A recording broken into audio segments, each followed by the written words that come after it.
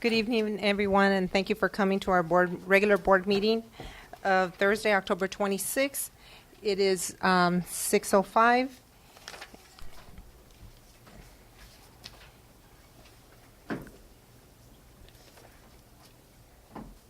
Ms. Burgos, can you call roll call? Trustees present tonight are Kim, Valenzuela, Romo, Duarte, and Aguilar. You have a full quorum. Thank you, Ms. Burgos. Mrs. Romo, can you lead us to the Pledge of Allegiance, please? Yes, thank you. Ready? Begin. I pledge allegiance to the flag of the United States of America and to the republic for which it stands, one nation, under God, indivisible, with liberty and justice for all. Thank you, Mrs. Romo. Thank you.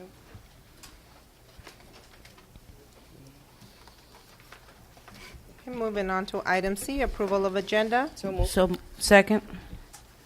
So moved by Mrs. Romo, second by Ms. Aguilar. Mr. Kim? Yes, I believe we used to have the after the public comment, we used to have board comments. After we just say in and out, just put it in and put it out. I like to have the next agenda settled as after the comment from the public the open public comments, which is supposedly before the closed session, which is like a J. Before the J, so we put the after the J, we put the board members comment for the whatever they have a report. They have a. I think you guys put the 3 minutes over there, and you pulled out. And just like a CD we used to have, and the end of it, we have like a future agenda or closing comment time. We have it. Yeah. I believe we have a closing comment, but I like to see we can have the board comment after the public regular comments. Yeah, and the reason why it was moved to the bottom, Mr. Kim, because the last time that we had a board meeting, it did not work for us because we had questions that the audience made and stuff, and we couldn't discuss it at the end. So that's why it was moved back to the bottom. But we're not discussing. It's a comment. And I take your comment, Yes. and I'll take into consideration at Okay. the next agenda. Thank you. You're welcome. I have a first by Ms. Romo, seconded by Ms. Aguilar. All in favor of the motion, say aye. Aye. Hi. Aye. No opposed, no abstentions. Motion passes 5-0. Comments from the public for closed session items only.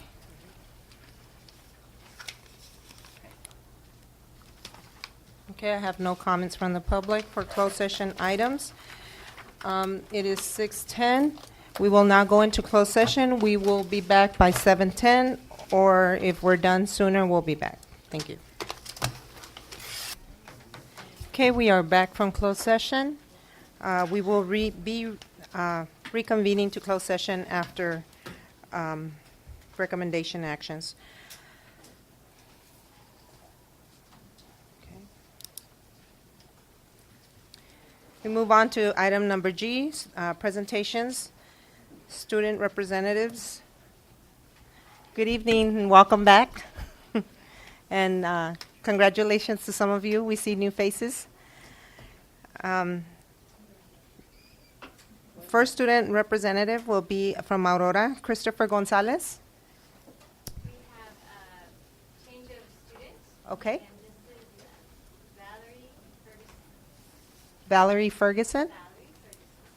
Okay. Valerie, can you please go to the podium? Good evening, board members, district office, administration, and members of the audience. On October 8th, Aurora High School ASB sponsored a blood drive through Desert Blood Services. We collected 39 units of blood. 100% of the blood stays in Imperial Valley and goes to help people from our community. Student elections were held October 19th. The president is Omar Arias, Vice President Valerie Ferguson, Secretary Leslie Flores, and Treasurer Evelyn Nunez. Red Ribbon Week was a week of ASB planned something for fun or interesting every day. The students was decorated with posters that we made, banners, and ribbons. Monday, your choices are the key to your dreams. Red ribbons were passed out for everyone to wear. Tuesday, red vine candies were given to all students. Wednesday, students tied red ribbons to the fence. Thursday, students got to wear red shirts. Tomorrow, we will have an apple munching game giving the winner prizes. We will be having a Halloween carnival to entertain second and third grade students from Rockwood Elementary School. The kids will be playing carnival games planned by teachers' third period class. Thank you for your time, and I hope everyone has a safe Halloween. Thank you, Valerie. Oh. You were done, right? Ramon Ayala was Oh, okay, we're going to do the Student of the Month. You'll get to come back Okay. once we do those. Thank you. Okay. From the high school, we have Hector Teran.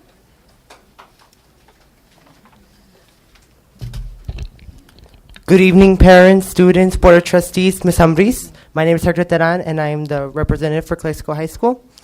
This year has been already full of great and wonderful events. To start off the year, we had sophomore class elections, and those were elected. We've had 3 pep rallies this year. We've had a spirit pep rally, a fiesta-themed pep rally, and an apocalypse pep rally. On October 11th, we had a blood drive, and we collected 122 total donations, and that will go to our total year goal of 435. This month is Breast Cancer Awareness Month, so every Wednesday we've asked all the students to wear pink and also the teachers. We also had homecoming elections on October 18th, and our homecoming corps was chosen. We have a sophomore, junior, and 2 queen nominees, and the queen will be selected at the football game. The Bulldogs for Health Awareness and the Health Occupation Club competed in a health debate last night, and they won first place, a nice plaque, and a $350 grand prize. The Red Ribbon Assembly took place today. That happened in 4th period, and we had a wonderful guest speaker who was a recovering addict, and we had some performances. We had the drilling perform, and we had a nice small skit. Locks of Love will take place tomorrow, and that is a hair donation donation type thing, and those were girls who want to donate about 10 to 12 inches of hair, and that will benefit girls who are cancer patients. Spirit Week will be next week. Monday starts off with Pajama Day. Tuesday is Salad Dressing Day, and the seniors, they have Thousand Island dressing, which that is Hawaiian wear. Juniors have ranch dressing, which is cowboy western wear, and the sophomores have blue cheese, which blue wear. Wednesday is Halloween. And Thursday we have backwards slash mix and match, and that's when students get to combine different types of clothing with one another. And on Friday is Extreme Spirit in honor of our homecoming game. Homecoming skits will take place on Monday, and that is a class competition between the sophomores, juniors, and seniors. And this year's theme is TV shows and movies from different decades, and they mix those together to complete a small skit. Rent-A-Pal will be Tuesday, and that is a senior fundraiser in which people auction themselves off, and they have to be, not slaves, but they're the person who buys them, they basically have control over them in some sense. Club Day. I remember that. Club Day will take place on Halloween, and over there will be a costume contest. Homecoming parade. The homecoming parade will take place on Friday at 3:45 p.m. It will start at the high school, go through downtown and back, so we hope to see a lot of people there. The homecoming game will take place that following night at 7 o'clock p.m., and that's during halftime we'll crown our queens, and we'll present the homecoming court and the winner of the class float. The football team has been very victorious this year with 6-2 season, and if they win tomorrow, they have a chance to go 8-2 for the season by beating Southwest at the homecoming game. And also our cross-country boys have been undefeated, and our girls are 6-2 as well. These have been our past and future events. Thank you.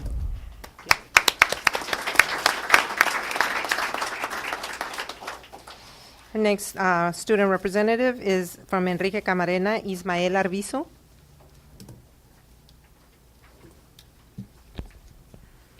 Good evening, board members, administrators, and community members. My name is Ismael Arbizu, and I am the Enrique Camarena ASB president. I will be presenting the school report tonight. Our school report is the following. Our ASB Back to School dance was held on Friday, September 7th from 4 to 6 p.m. We had an excellent student turnout.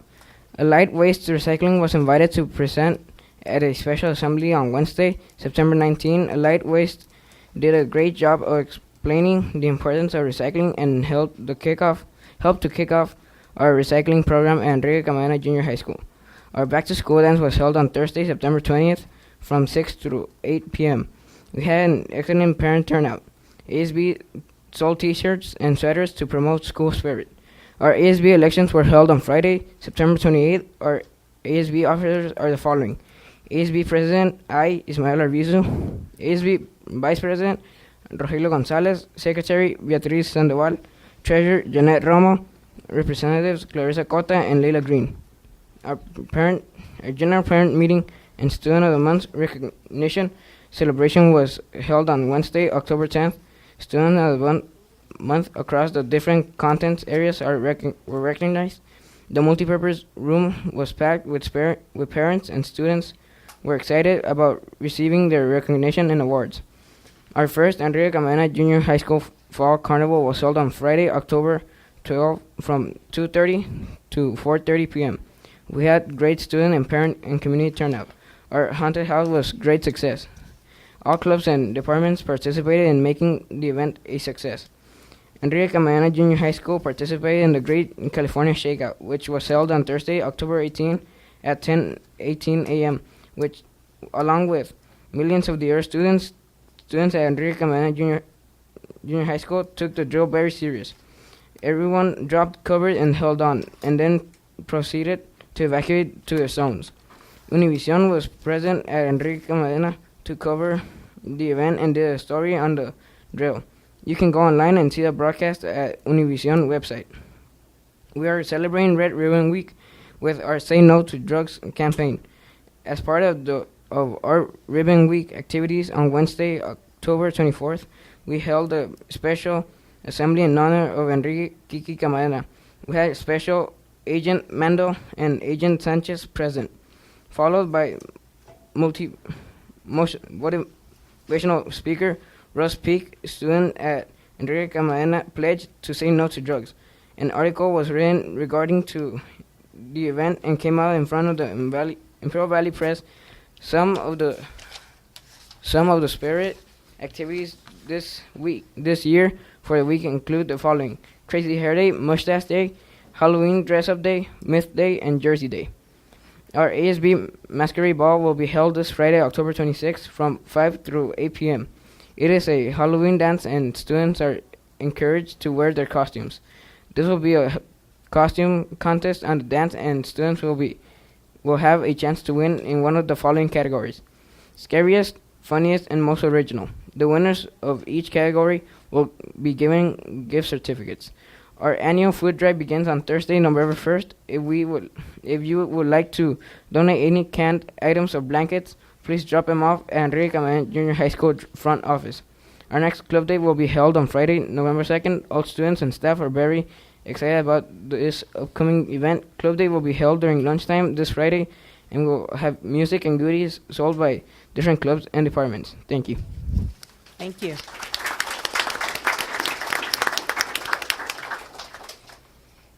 Student representative from Willy Moreno, Daniela Cortez.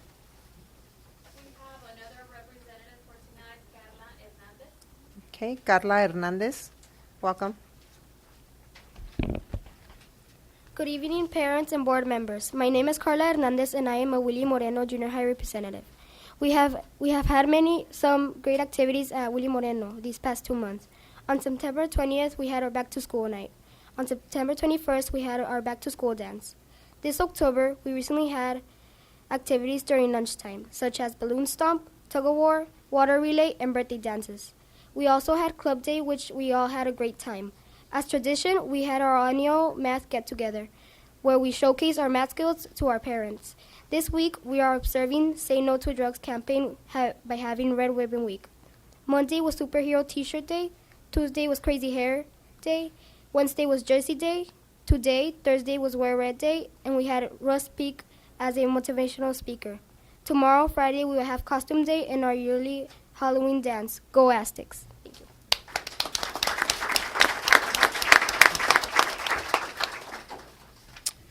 And our next representative is from Calexico High 9th, Johnny Jaime.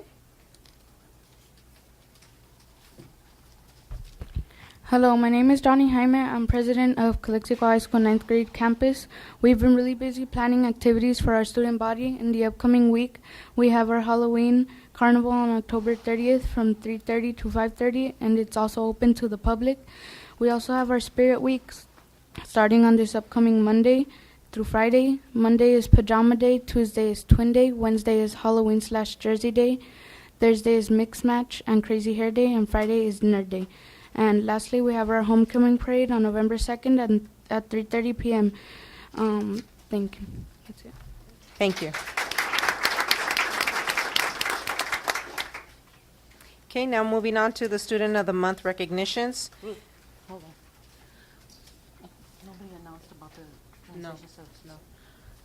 Quiero avisar en este momento que tenemos servicio de traducción para los papás que ocupan traducción.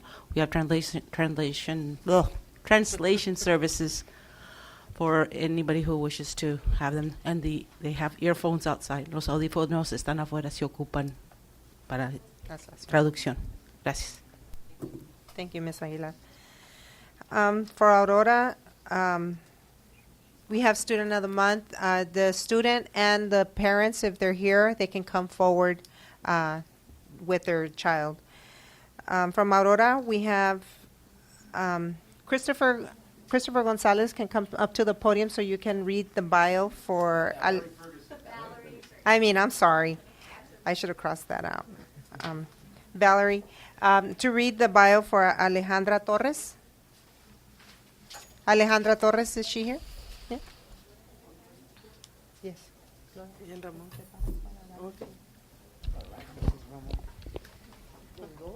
I start? Go ahead. Alejandra Torres. She was born in Mexicali. She is a 12th grade student, happy to be here in Aurora High School. She needs 27 credits to graduate. After graduating, she wants to study at Mexicali UABC. What she's going to study is nursing and then move to SD to make her life. She likes sports. She goes to karate and has had her parents' support during the school years. She says it's been great being here and making her parents happy again. She wants to thank all her teachers for their help and all her friends for what they have done for her.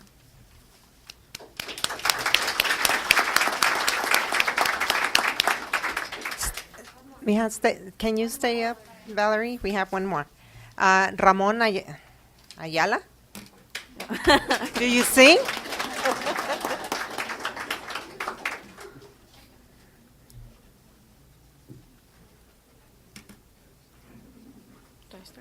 Ramon Ayala was born in El Centro. He is 18 years old. When he finishes high school, he wants to go to college and study law enforcement.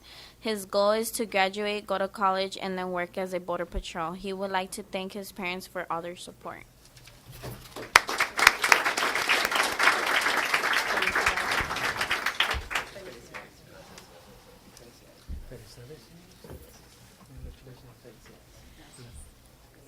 For the high school, Mr. Teran, can you come to the podium? And for the high school Student of the Month recognition is for Adele Holloway.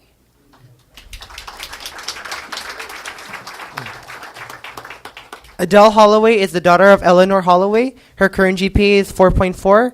The club she currently is involved in is ASB, where she serves as treasurer, CSF, class of 2013. Her plans for the future are to finish top 10 of her class and go on to college and obtain a master's degree in speech pathology. Her favorite things about Calexico High School is the unity of all students and the happiness her friends brings to her. She especially would like to thank all her teachers who have supported her, and especially her mom for not only being her best friend but her role model.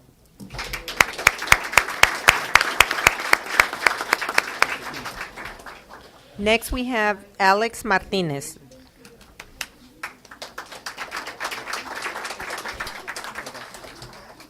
Alex Martinez is the son of Alex Martinez and Gloria Sanchez. His current GPA is a 4.63. The clubs he's currently involved with is the class of 2013, where he serves as president, MESA, and NHS. His plans for the future are to study computer science at Stanford and obtain a degree in that. His favorite things about Calexico High School are his friends, who have been there for him at all times, and he would especially like to thank his family and friends for all their support.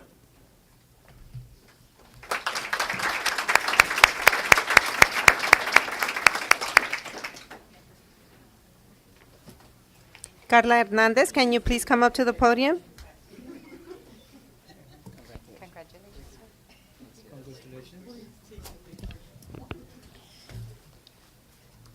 For Student of the Month recognitions for Willy Moreno, we have Desiree De La O.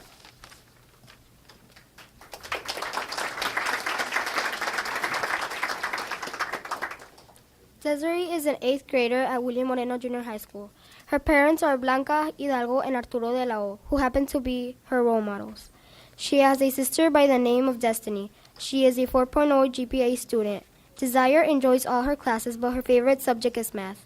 Desire enjoys listening to pop and rock and roll. She would like to visit Paris, but wouldn't mind taking frequent trips to San Diego. Her goal for this year is to maintain her GPA. Her goals for the future are to go to San Diego State University and to have a good career as a teacher or a baker.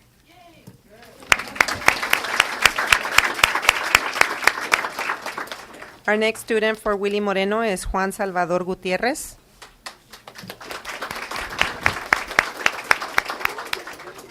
Juan Gutierrez. Juan is the 8th grader at Willy Moreno Junior High School. His mother is Laura Martinez. He is a 4.0 GPA student. Juan enjoys all his classes, but his favorite subject is math. Juan enjoys listening to hip-hop and loves to eat pizza and wishes to drive a Ferrari in the near future. He is interested in architecture and plans to study in Holland.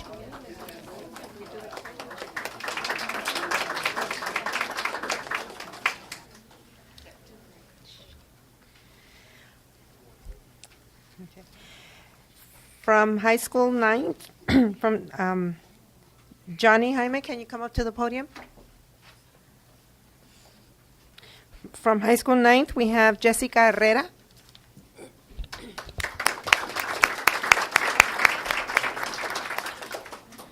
Jessica Herrera is the daughter of Alfredo Herrera and Maria Luisa Gomez. Her favorite subject, she loves all her subjects at the 9th grade high school and can't decide between them because each teacher teaches something new and different.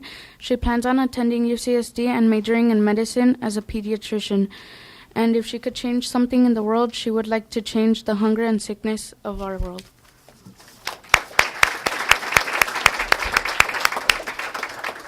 Our other student for high school ninth is Arturo Medina.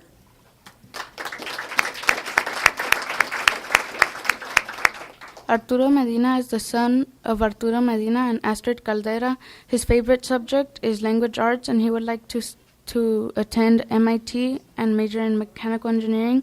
And if he could change something in the world, he would like to change university prices and lower them so more people could get a better education.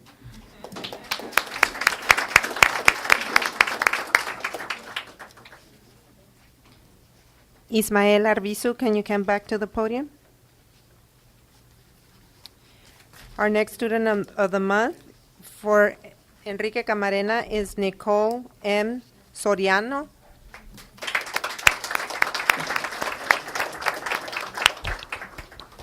Nicole M. Soriano is a 7th grader and a 7th grade student in Enrique Camarena Junior High School.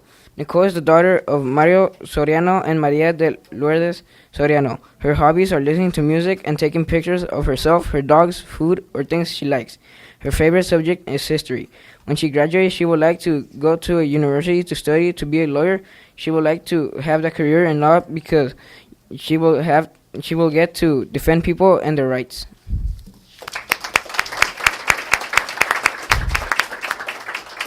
Next student for Enrique Camarena is Fernando Jesus Silva.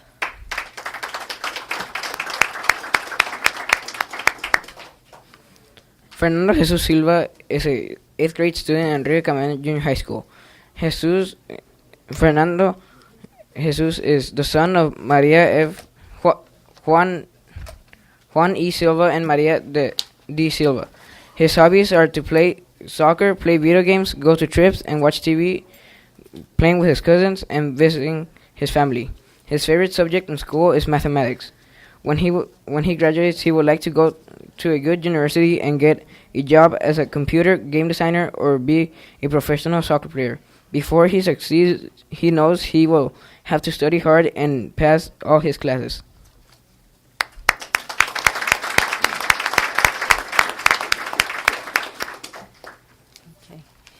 Thank you, students, and let's give another round of applause for all the students of the month.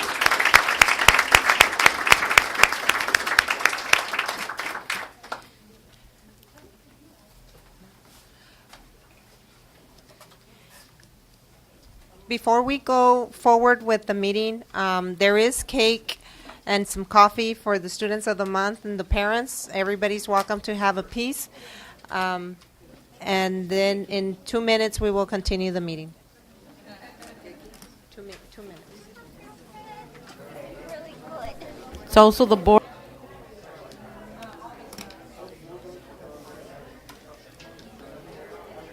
Are we ready? I think I think Janet. Here she comes.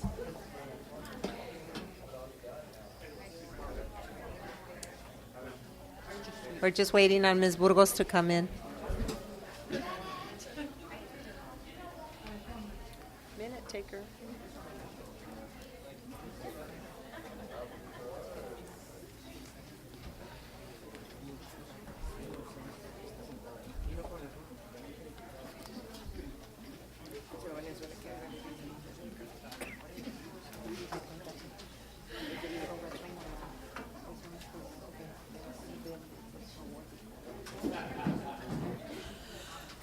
Okay.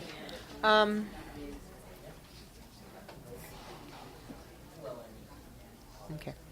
Moving on to item H, Superintendent's Report. Ms. Ambris?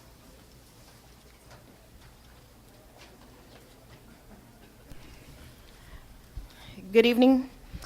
A few things to report this week or this month is this past week we had a lockdown at Willie Moreno Junior High School. There was an individual who entered our campus and was acting rather erratically. I've been out to Willie Moreno to commend our staff for their prompt response to the incident and for above securing themselves, were more about securing their students and making sure that they were safe and out of harm's way. The school itself, in addition to Blanche Charles, was under lockdown for about 35 minutes, and everything was taken care of. The individual was taken into custody by Calexico Police Department, and we took the opportunity to again review all of our safety procedures with the Calexico Police Department personnel, our SROs, and including Lieutenant Gerardo from Police Department as well, was here yesterday with our administrative staff, and just review what went well and how everyone reacted properly and positively in a moment of crunch. So kudos to our staff, and Mrs. Williams was able to lead the school in an emergency situation. So congratulations to her on that. Of course, we never want to have to lock down our schools. We never want there to be emergencies, but it's reassuring to know that when there are emergencies, our staff knows exactly what to do, and they all responded properly, positively. There was a call out to all parents that afternoon, and of course the phone calls started flooding the office, but we were able to field the calls, and I say we because I was actually out there taking phone calls myself. And again, Willie Moreno went back to normal within 30 minutes of the incident starting.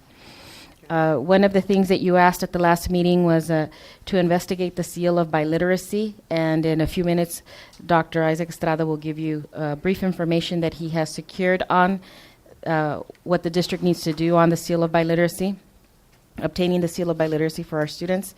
Also, there's a county-wide effort to develop the criteria for this seal, and so I believe he's going to be a part of that committee at the county level.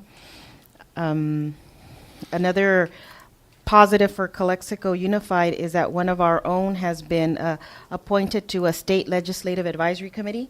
It's called the Coalition for Adequate School Housing, or by its acronym, it's CASH. And Mr. Raul Martinez from Maintenance and Operation has been appointed to this committee at the state level. So he would be representing not Calexico, but Imperial Valley. So I think it's a positive for our community. Congratulations.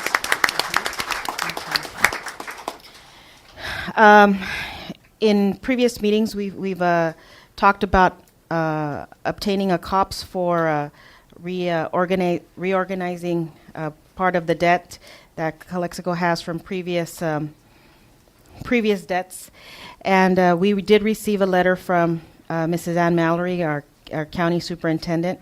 We did receive a denial letter recommending us not to go for the COPS as a district.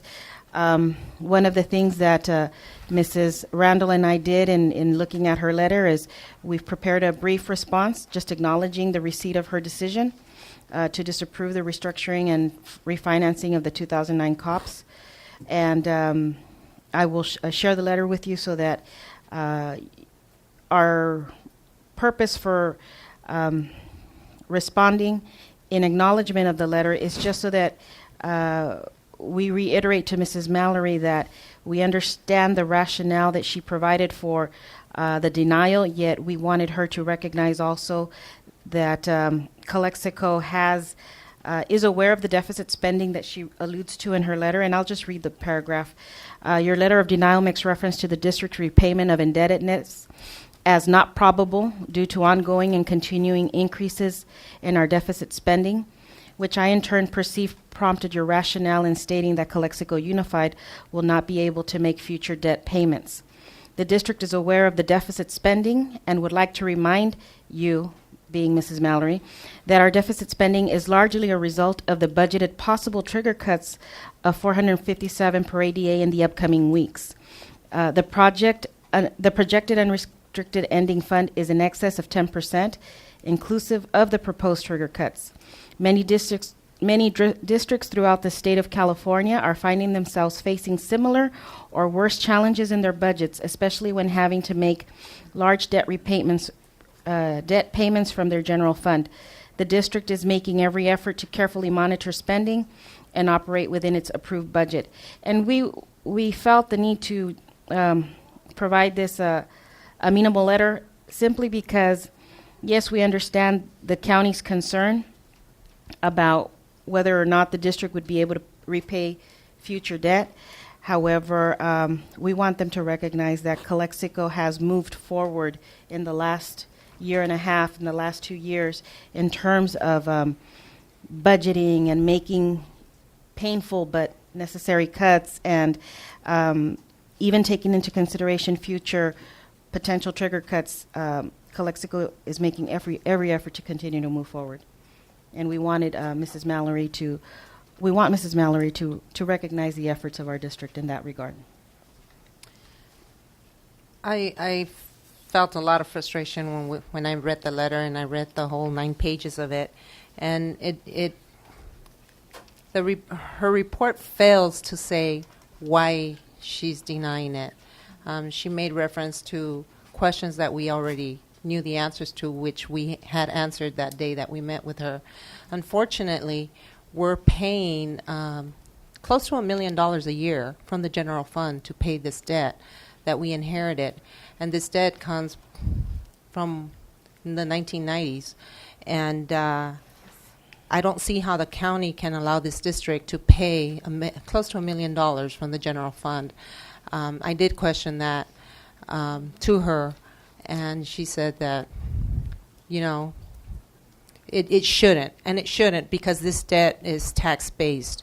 It's from a bond that a loan was taken out of, and it should have been paid by a bond.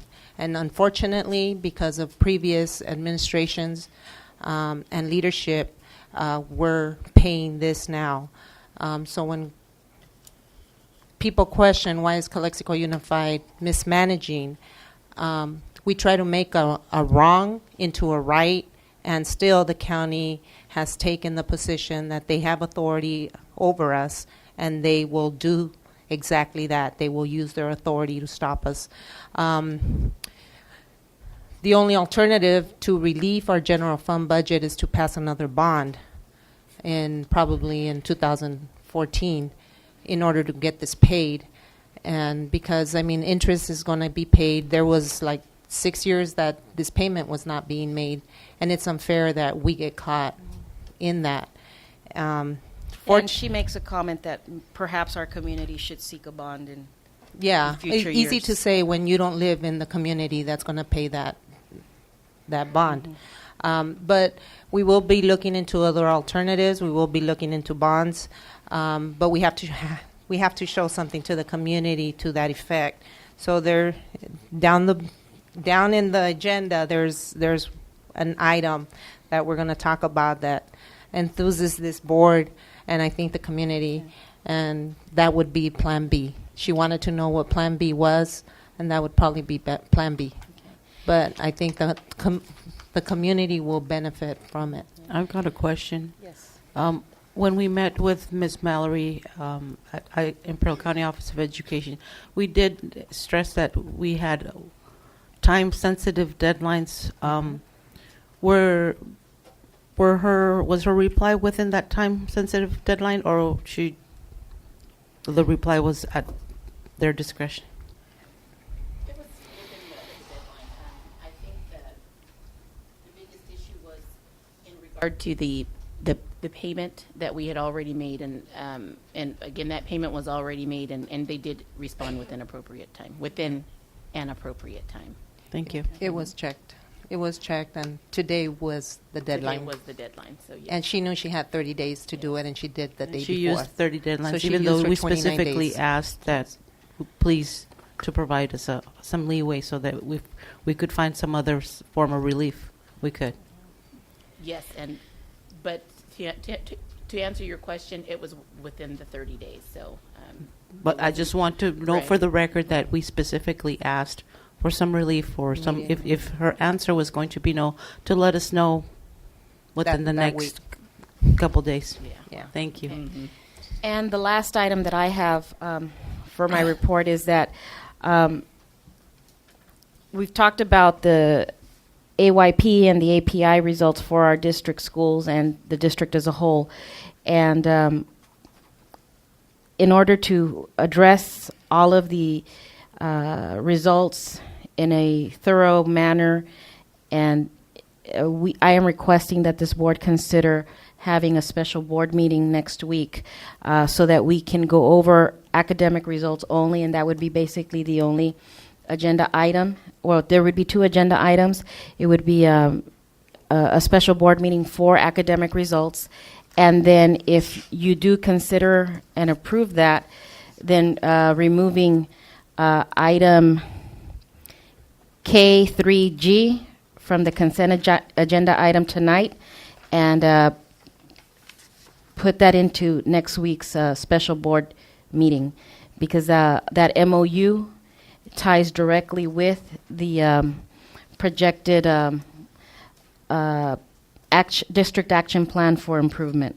And so I'd rather we address the MOU with ICOE for professional development services on the night that we discuss in depth the academic progress of our district. And so, and that concludes my report. Thank you, Ms. Ambris.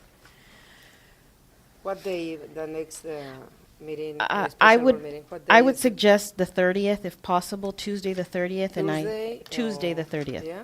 You know, so but that's obviously up to the board. We can check our calendars and see. Okay, I have something question on the superintendent's report.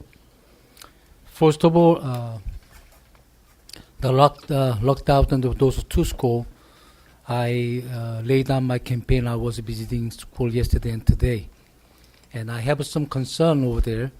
One, lots of classroom they don't have the possible lock from the inside. So they only can lock from outside.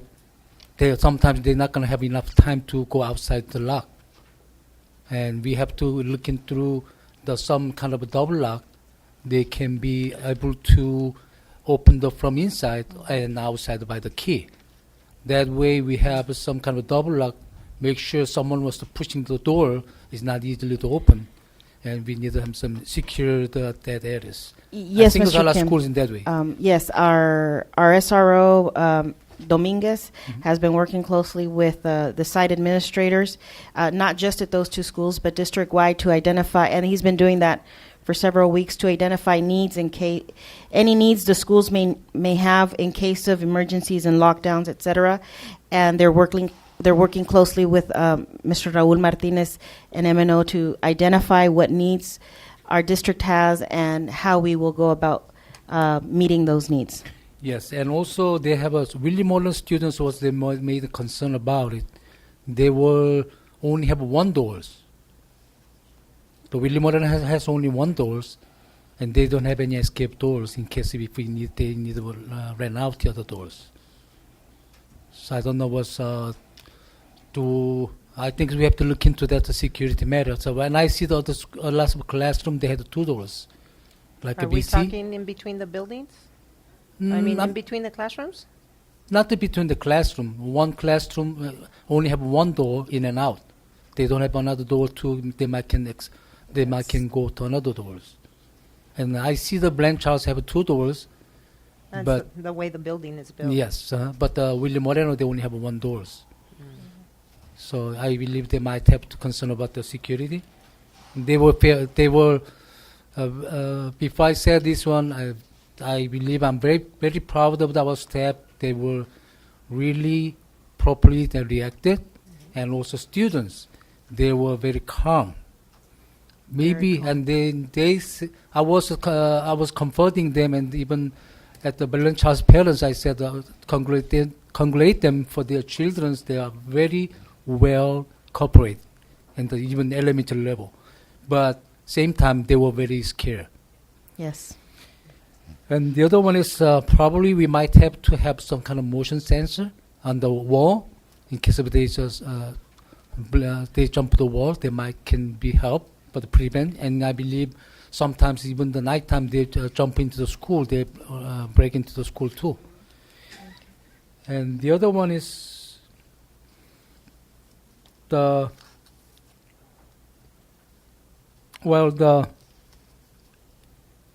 letter from the Mr. Ann Mallory, and that's exactly the same amount of money I was saying no because we paying so much money to using the $1.5 million. We pay 1.9 in order to using $1.5 million in 3 years, and we paying $1.9 million more. That's for the interest. So for us, like almost more than double we paying the interest. So in a way, it's time for us to look into our way to maybe different way to save the money. I agree with that. We have so much money payments that wasn't made by us and made by the former administrator, former board members, but we have to deal with it. So if we don't deal right, and then for the future board members, they're going to blame us too. Thank you. And that is good, but we're getting cut. That's the problem with the cuts. But moving on to item I, business district's presentations. Item number 1, seal of biliteracy by Dr. Isaac Estrada.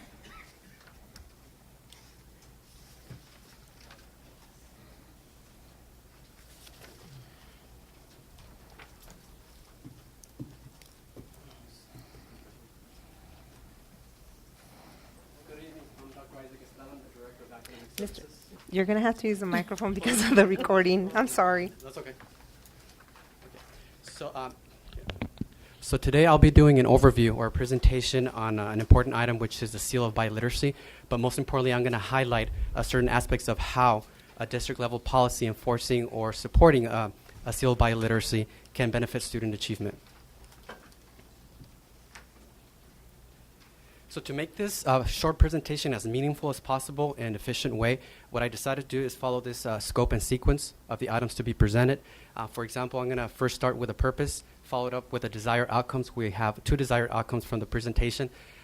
Following with that, I'm going to dig a little bit deeper into what the seal of biliteracy is, and specifically talking about why we should have one, and what steps we need to take to implement it at the district level, and following what is it that we need to do as next step as we move forward with the seal of biliteracy in our school district. And I will conclude the presentation with a quick question and answer session if time allows.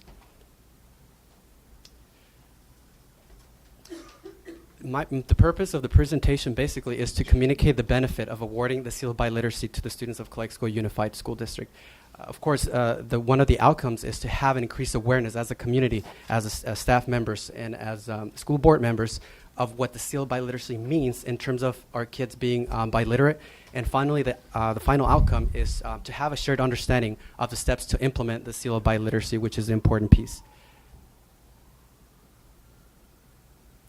So in simplest terms, the seal of biliteracy, basically, it is an award that is sponsored by the California Department of Ed.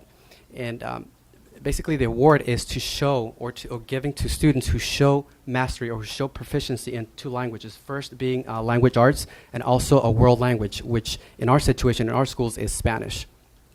And another way to look at this from more of an academic emphasis, students who get the award basically show proficiency on the California Standards Test at the 11th grade level. They show that they're proficient or advanced. That's one of the criteria.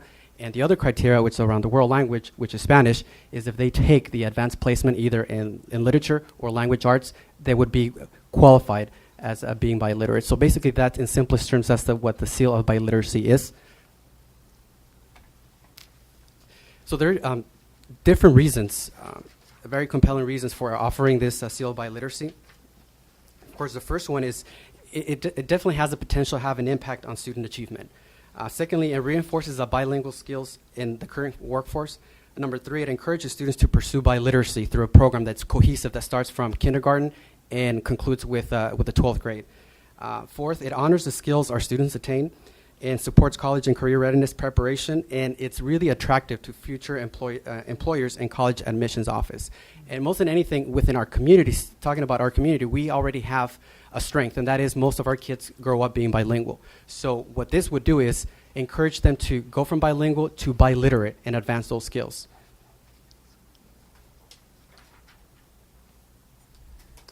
Now, briefly, I'm going to talk about the criteria that's standardized for the state. The state basically says if you're going to adopt a policy on biliteracy, there's two main requirements, one in language arts and one in world language, again, Spanish. The first one is all students who would be awarded must complete all English language arts requirements that are part of the high school curriculum, so 4 years, with a minimum GPA of 2.0 or higher. In addition, of course, they would when they take the CST or the California Standards Test when they're 11th graders, they have to score proficient or advanced. And for students who are not at that level, who are English learners, they have the option of showing mastery of English through the CELT. Basically, if they take it during October that year, we get the results, and if they score early advanced or advanced, that would qualify them to meet that criteria. This other part of the criteria for the seal of biliteracy is mastery of another language. In our situation, it's only Spanish. Other school districts offer French, Italian, and so forth. In our situation, of course, they would have to meet one of the following criteria, which is if they take the advanced placement in Spanish language, they would get a 3 or higher, or similar with the AP Lit, they would get a 3 higher in Spanish. And the last requirement or another option is passing the SAT to the world language examination. Now moving on to the steps. These are the official steps that is recommended by the California Department of Ed. There's a total 6 steps, and the number one being is we have to have a clear purpose for offering that award, meaning that it all depends on what we come to consensus. If we want, for example, to prepare our students for a 21st century education, or for a 21st century skills that are needed in the workforce, or post-secondary education.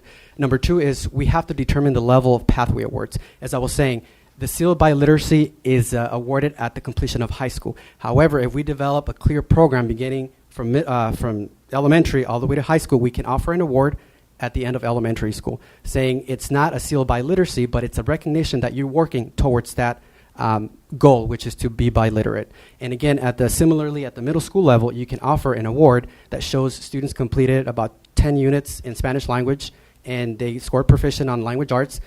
You're on your way to becoming proficient in both languages. So again, it's a clear pathway, and that other criteria, it's locally developed. We have already standardized criteria for high school, but we can add to that. And the 4th step is we have to develop outreach strategies and application process. That means that how do we ensure that students are aware that the seal of biliteracy is an option, and how do we have students apply for it. And that's a local decision that it could include the application process, could include a letter or a statement indicating, I want to obtain a seal by literacy, I met the following criteria, and so forth. So that's what the fourth step would be. 5, it's more about the logistics, design the award process and award presentation. Do we want to award our students through a district level committee or assembly, or do we recognize them during their high school graduation ceremony? So again, those are local decisions that we can have, but we have to come to a decision about, do we give them medals, do we give them medallions, and so forth. And finally, number 6 is we seek endorsements, spread the word. We want to make sure that the community is involved in terms of endorsing us. For example, they can provide free sponsorships for free medallions and so forth. So that's what number 6 alludes to. And moving on to the next steps. I think at this point there is enough support to move forward with developing a policy, developing criteria. So my vision of this would be to get together a committee, a steering committee, or a task force involving teachers from the high school, but also involving teachers, second language learners, and start developing a plan, saying if we want to move forward with this, let's start developing a pathway, beginning in elementary, middle school, and culminating at the high school level. And of course, once we develop a plan, present it to different stakeholders, including the board and the community, to get full support. And again, just want to point out the resources that I used for this presentation are there. And I would really encourage you to take a look at the 4th bullet point. It is a video, and it captures student voices that have already gone through the Biliteracy Award. And it's really powerful because it sends a message of why it's important to them. So other than that, I think that concludes the presentation. You have any questions, comments? Yes. Besides Spanish, could another language be integrated? Yes. And we'd have to offer a full credential. Okay. My only other comment would be that it would be really powerful also to tie in for the students the opportunities that will come up because of being bilingual and biliterate. You know, in for example, like jobs as interpreters and among many other things, but the interpreting jobs are very lucrative. Yes. I think that would give our students a greater opportunity here in the Valley, because working with contracts, I know that, you know, there's certain criteria at a job that you have to have in order to be bilingual, but this coming out of school, it looks really good on resume, and it gives you the advantage of getting the job because you're already biliteracy. Right. So I think this is a good idea that we need to look into, and we are a good district for that. You know, Exactly. we are a qualified district for Right. that. And I just would want to add that the biliteracy seal will appear on the high school diploma.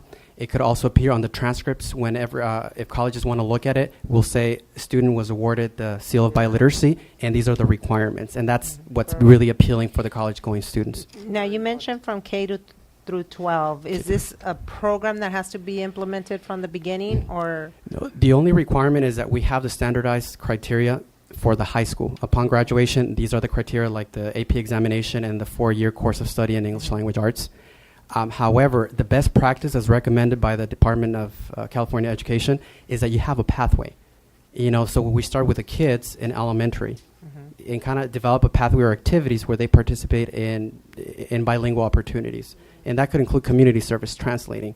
You know, so then we award them at the 6th grade level, and at the 8th grade level, they've taken Spanish courses, so we can say, you know what, you've awarded the bilingual certificate. You know, so then it starts encouraging them to move up high school. Very good. Very good. Thank you. Any more questions? No, very good. Okay, Thank you. thank you, Dr. Estrada.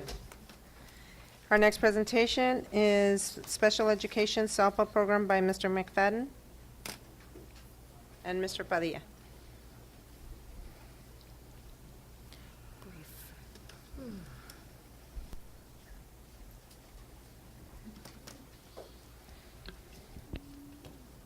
Okay, good evening.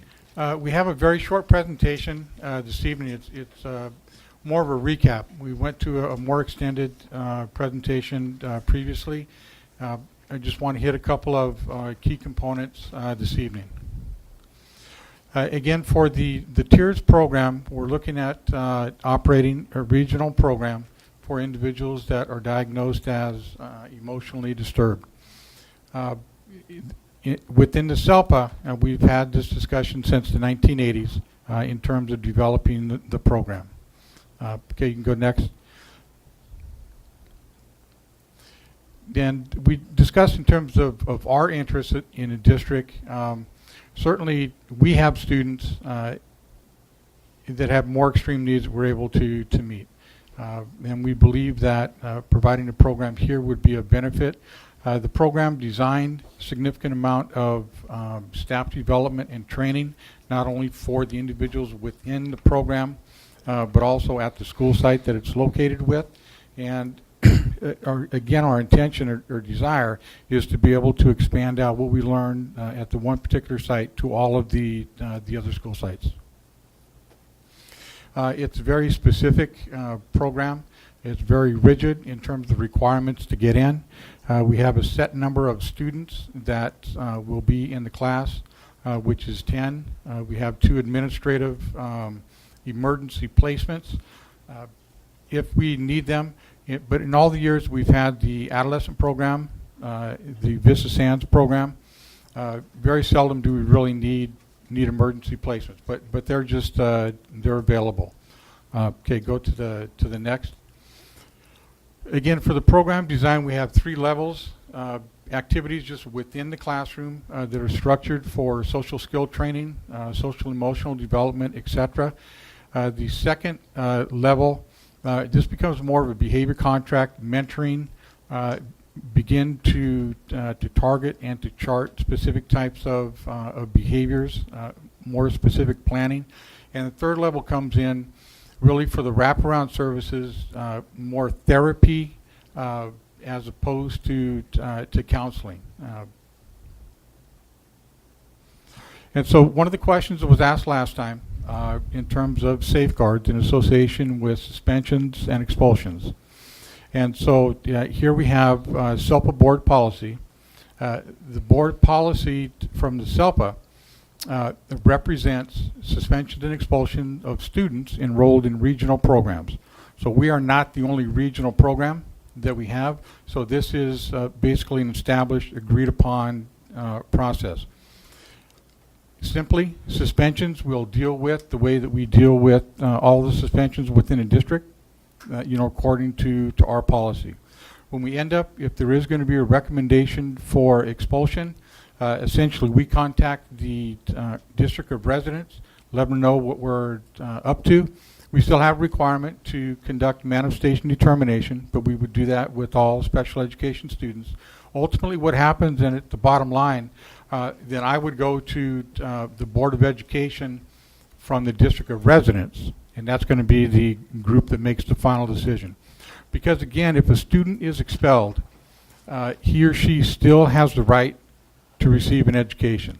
And so it's incumbent upon the district of residence to get that figured out. So they would take the action within their district from the board standpoint, then it would go back to their IEP team, et cetera, to get those components figured out. In terms of the location of the program, we've had discussions. I still am recommending Jefferson Elementary School. It's the perfect layout. We have easy access to the classrooms, to the office, to the cafeterias, and to the playgrounds. We have administrative and staff interest and support for the programs, as well as participating in additional training. And we've been using the site, and Mr. Padilla can speak about this. We really have been using the site as a satellite. We have a couple of unique cases that we're working with, and so we've been able to introduce and integrate a student onto a campus, and we've used Jefferson Elementary to do that. And again, the other 2 components is that really for the program, it also complements the special education offerings that we have at Jefferson. We have 1 special day class program, 4th through 6th grade, RSP services. We have speech and language. This program would be basically 3rd through 6th grade special day class. And in terms of our integration or the attempt to integrate them, we would be able to use and to coordinate with the existing class that's on there as we work the students going back to the general education program. And in terms of the personnel component, I have the responsibility for the evaluation and supervision for the regionalized program. And just two other quick items. Number one, the funding.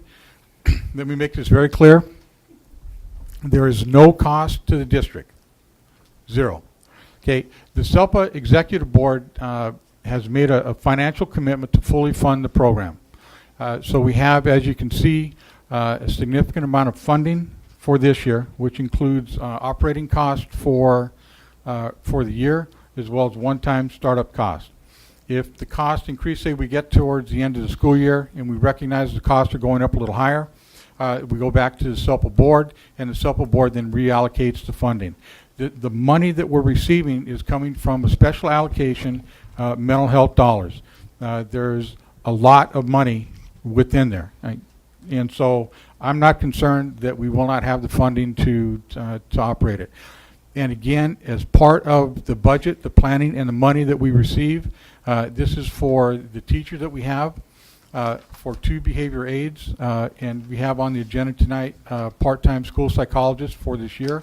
Again, all of this was built in and is part of the money that we're receiving. And one of the other questions is that we do receive money for rent, for maintenance and operation, et cetera. And again, all of that, can change if we begin to have increases, and we just go back to the SELPA board. And again, the program is fully funded with mental health dollars, no cost or financial impact to the district, and that's it. Any questions? Thank you. Well, you did answer the majority of the questions that we had.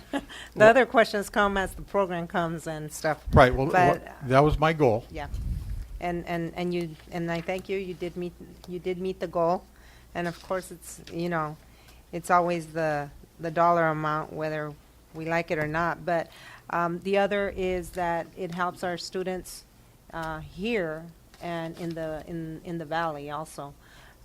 You mentioned that you would go to the school board of that to the district. Let me understand this. You have to go to them because they reside in that area, but yet if the expulsion is recommended and it stands, the ADA goes to this classroom, right? Correct. Okay. So it would be taken, that school board would make the decision, and it would just be taken out of this classroom. Correct. It would not affect the Calexico Unified School District's ADA. No, absolutely not. Okay. And again, ultimately, and it's true with our district, if we have students in county-operated programs or within behavioral health programs, if something does occur, even though they may be attending school in a different district, ultimately the responsibility comes back to us. Okay. And if you had just a couple of minutes, I would like Lucio, if possible, just to kind of share with you a couple of things we've been doing of late at Jefferson. And for me, it just represents what we're really taking a look at in terms of the long range benefit to the district. Thank you for the opportunity. I've been visiting all schools, because there's been several cases where we feel that we need to go and intervene and begin to practice our skills. And we have been very successful. I mean, there's been several cases where the personnel at a particular school was not able to diffuse or de-escalate the severe behavior shown by a particular student. And I have gone over there and practiced some of the skills that we have been attaining and that I have been practicing. And we have been very effective, very effective. I mean, to the point where, other adults in those schools have told me, that they really look at how important this project is. There's one particular student that has have been tried many strategies for about 2 or 3 years and have not been very successful. I have been working with this particular student for about 3 weeks, and it's a 15-year-old girl that has not been able to be put in a significant educational setting. And I usually was, the way they were dealing with her was like a home instruction for the last 3 years with no significant success, not even a single attempt to do any kind of work.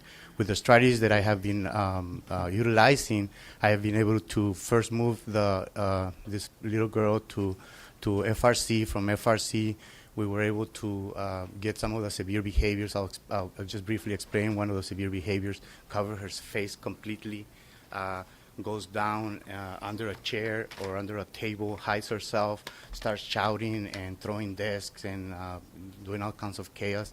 With the strategies that I have been implementing, I was able to have her sit down, which was never been able to do before. I was able to bring her to a classroom at Jefferson by herself. Then the next step was to bring two students from a collaborating teacher from Jefferson who was very nice to collaborate with me. We were able to bring another staff member into the scene, and she was recently just being introduced into a complete classroom, and we're still working for her to continue to progress. But this is a severe case where if it doesn't work with me, she's going to be placed in an institution in Riverside. So I'm like the last hope for her. But we're trying this interventions that we're working with, and we have been very successful. And that's one of the most severe cases. There's several, but it will take me all night to be able to talk about them. But the interesting thing is I've been working there at Jefferson. Like we're trying to, explain to you how important it is that we are placed there. Is in the willingness of the interaction by the staff members from there. Several staff members have come to me, which has not happened in any other school. I have gone to all the schools and I have talked to all kinds of people, and voluntarily, no one has ever volunteered to me to come in and spreading this project even more. And from Jefferson, there has been a large number of staff members that have come with nobody telling them to do it. They just voluntarily came and asked me if I would begin to work with them in developing character in their classrooms. And one of the topics that they touched on was the bullying in schools, which is, tremendously spread and is one of the main causes of some of the severe behaviors that we have in our schools. Mm-hmm. So they volunteer, and I said, you know what? Let me see if I can do some interventions with you. So I went and I did a couple of interventions, presentations, and talked to the kids. The kids were very receptive about it, and they did some projects. And some of the projects were to deal with some of the problems that we have in our schools. And one of the main problems that the kids want to address is bullying. So they asked me, what can we do about doing this? And we said that we will be willing to do a committee to address bullying. So those are the kinds of things that makes us feel that this is the right place for us to start this, and it will be very successful. And the thing is that once we spread it in that school, we can begin to spread it into the other schools in the district. Thank you. Good, thank you. Thank you to both. Next item is pool project by Mr. Sanders. Madam President, are we giving direction in regards to? No. That's later on? Uh-huh. Thank you. Mr. Sanders, go ahead. Thank you for the opportunity to present the Margaret de Necochea swimming pool complex project tonight.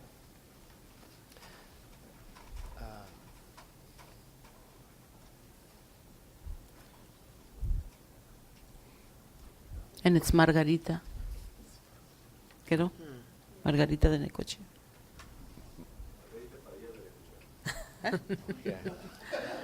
What? Well, if you want to get technical, yeah. I hope I've got the spelling wrong then. Okay. The first name. The first name. Right, because at one point we had it at Margarita, and then we had it come together. You had the Necochea together. Okay. All right. Okay. We'll get that fixed. Okay. All right. Okay. I have a pointer here. I just want to make sure that's going to that's going to be okay. Not okay. The proposed location of the swimming pool complex is proposed to be located directly on the west side of the existing tennis courts. So here's your existing tennis courts here, just for reference. There's Belcher Street. They're on the south side. The project consists of an 8-lane competition swimming pool. So it's 75 feet long and 56 feet wide, which here's a blow-up of the pool. And then it includes a smaller 30-foot by 50-foot recreation pool. The recreation pool would include things like volleyball nets and basketball standards on the edge, so that it serves the community for rec use. The outside edges here are 3 feet deep, and then in the middle where the volleyball net would go across, it'd be 4 feet deep. We're also exploring at this point some opportunities for possibly an extended kiddie pool on the end of the rec pool that we're currently exploring. The competition pool is represented here, and then the rec pool is on the south side. So a couple of the features of the site layout are that from Belcher Street you have full view of the pool activities here. The supporting pool shower and locker building is located here on the west side. We'd point out that at one point we were talking about leaving the existing pool structure in place and leaving those pools in place with a future demolition, and we've decided that it'd be better to go ahead and deal with that now, take the existing building down and backfill those existing pools, and then build the new pools in the approximate same location as the existing pools. Mm-hmm. So what that does is that saves all of this area here to the west for your practice fields. I drove up tonight, and those fields are full of and crowded with Pop Warner out there. So we want to try to keep that as tight as we can to the tennis courts. There are several supporting shade structures with this pool. So that's a shade structure. Then we have another shade structure up here, and then there's a smaller shade structure at the west end of the pool, which is represented here. There's a section, and the purpose of that shade structure is so that the timers that work the events, usually for several hours when you have a swim meet, that they are also shaded. And then here on the north side of the pool, parallel to the competition lanes, these would be where the bleachers are located, and that's represented here. So there's a section of the bleachers, and then that also has a shade over the bleachers. So we think we've incorporated lots of shade into the site. In addition, there is some green area around the site, so that when you do have the large swim meets there, the site would be able to support the pop-up tents, so that you can set up for a large swim meet. So you've got green area here and green area around here, and then as an overflow, you could always overflow out into the field. One of the considerations that is also incorporated into the design is that we needed a sidewalk that accesses Belcher Street here. So this represents a sidewalk off of Belcher Street to access the high school. So there would be a fence around the pool facility, but still allow students to exit the high school on this sidewalk and access the south side of the community. Mm-hmm.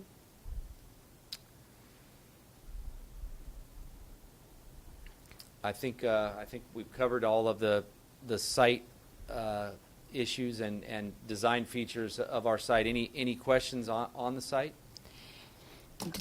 Can you explain a little bit of the building structure that is there? And that's going to be with the help of a bond and some state aid funding also. That way people can start looking at the big picture that looks like that. Right. As to the structure. As to the structure, and that's our next slide here. So that a few items that you mentioned there. the school district and the city are currently working together to create a JPA. The funding for this facility is going to come from several different sources. One of them is Measure H. Measure H. There's also some FEMA repair money. In addition, we've added 2 classrooms to this shower and locker facility, and those 2 classrooms would make you eligible for approximately $800,000 in state funding because of the 2 classrooms. So the classrooms are located on the west end of the facility. So there's the shower and locker on directly west of the pool, and then on the west end of the entire complex are these 2 classrooms. So just for reference on how that lays out. So those 2 classrooms would make you eligible for additional funds. And then in addition to that, we'll also be submitting an application to the state for a joint use facility. And those projects are worth $2 million in state aid because you're a high school. If it goes at a K-8 site, it's 1.5 million, but at a high school, it's 2 million. So there are several different sources and opportunity for funding, and we will be helping the district to go after all those opportunities for funding. Okay. So the shower and locker / classroom building supports 2 classrooms. Those are oversized classrooms, 1,200 square feet. So a standard classroom is 960 square feet. These are 1,200. They're about the same size as a typical kinder classroom. We have a partition door in the middle there so that those can be used as single classrooms, or in the event of community use where you wanted to support a yoga class or a large swim meet, you'd also be able to do that to support the rec programs. This will be the entrance to the pool off of Belcher here. So you can see on our site plan, that's this sidewalk right here. That will lead you up into this sidewalk right here. So this is an open breezeway, and then here is a small I'm going to call it a ticket booth, so that in the summer rec program that they'll be able to sell entrance into the pool. On the north side of the facility is our women's shower and locker, and on the south side is the men's or boys shower and locker. We kept the showers to a minimum. There's 4 shower heads, and we also have the locker facility, which is located here for the women's and here for the men's, behind a separate locked door, so that it supports both the rec program and the high school swim team program. So, for example, when you come in the shower and locker facility to, say, use the restroom or the showers, you have access here, but you wouldn't have access to the lockers unless those were opened up. So those lockers would be shut off, and you'd be able to control who had access to those. So there's two entrances / exits to those shower and locker facilities. There's the entrance off of this breezeway. You can use the facilities and then come out this door here. And then right here in this location is where the exterior showers are located. So there's an exterior shower here, and then also one up in this corner. So that's a brief explanation of our floor plan for our supporting shower and locker facility. Could you explain a little bit about the lighting, the natural lighting? Right. It's proposed that, or one of the things that the pool committee had requested was that we equip the facility with natural lighting. So in this classroom building and also in the shower and locker facilities, we're going to put what's called solar daylighting tubes in. In the classroom building, they'll be equipped with dampers, so that during the day you can open the dampers up fully, and you'll need either very minimal light or no light to be able to use the classroom facilities. And then in the shower and locker buildings, those will also have solar tubes, but those won't have dampers, because the purpose of the dampers is so that if you do want to dim the lights for, say, a presentation or some type of a presentation or activity, that you have the ability to dim those lights, and you do that with dampers. And then also in the breezeways, we're gonna provide natural light here in these breezeways too. Can you also explain about solar power source? Right. We are going to review two options for solar power. One to heat the pool, and then the second one is to actually connect to the grid. So we will we'll be exploring those options to provide those two forms of solar. Thank you. Thank you. Thank you. Thank you. Yeah. Okay, I have some question. Yes, Mr. Kim? First of all, I believe in Mr. Sanders Incorporation. Do we have contract with these contractors as doing the swimming pool? I believe we never had approved the contract. No, there is no contract as of now because the paperwork has to be sent to DSA first. And Mr. Sanders is working on that. Simultaneously, we're working with the city for the JPA. So actually, Mr. Sanders not directly connected to the school district. Mr. Sanders is actually direct to the JPA. Or he doesn't have any contract yet.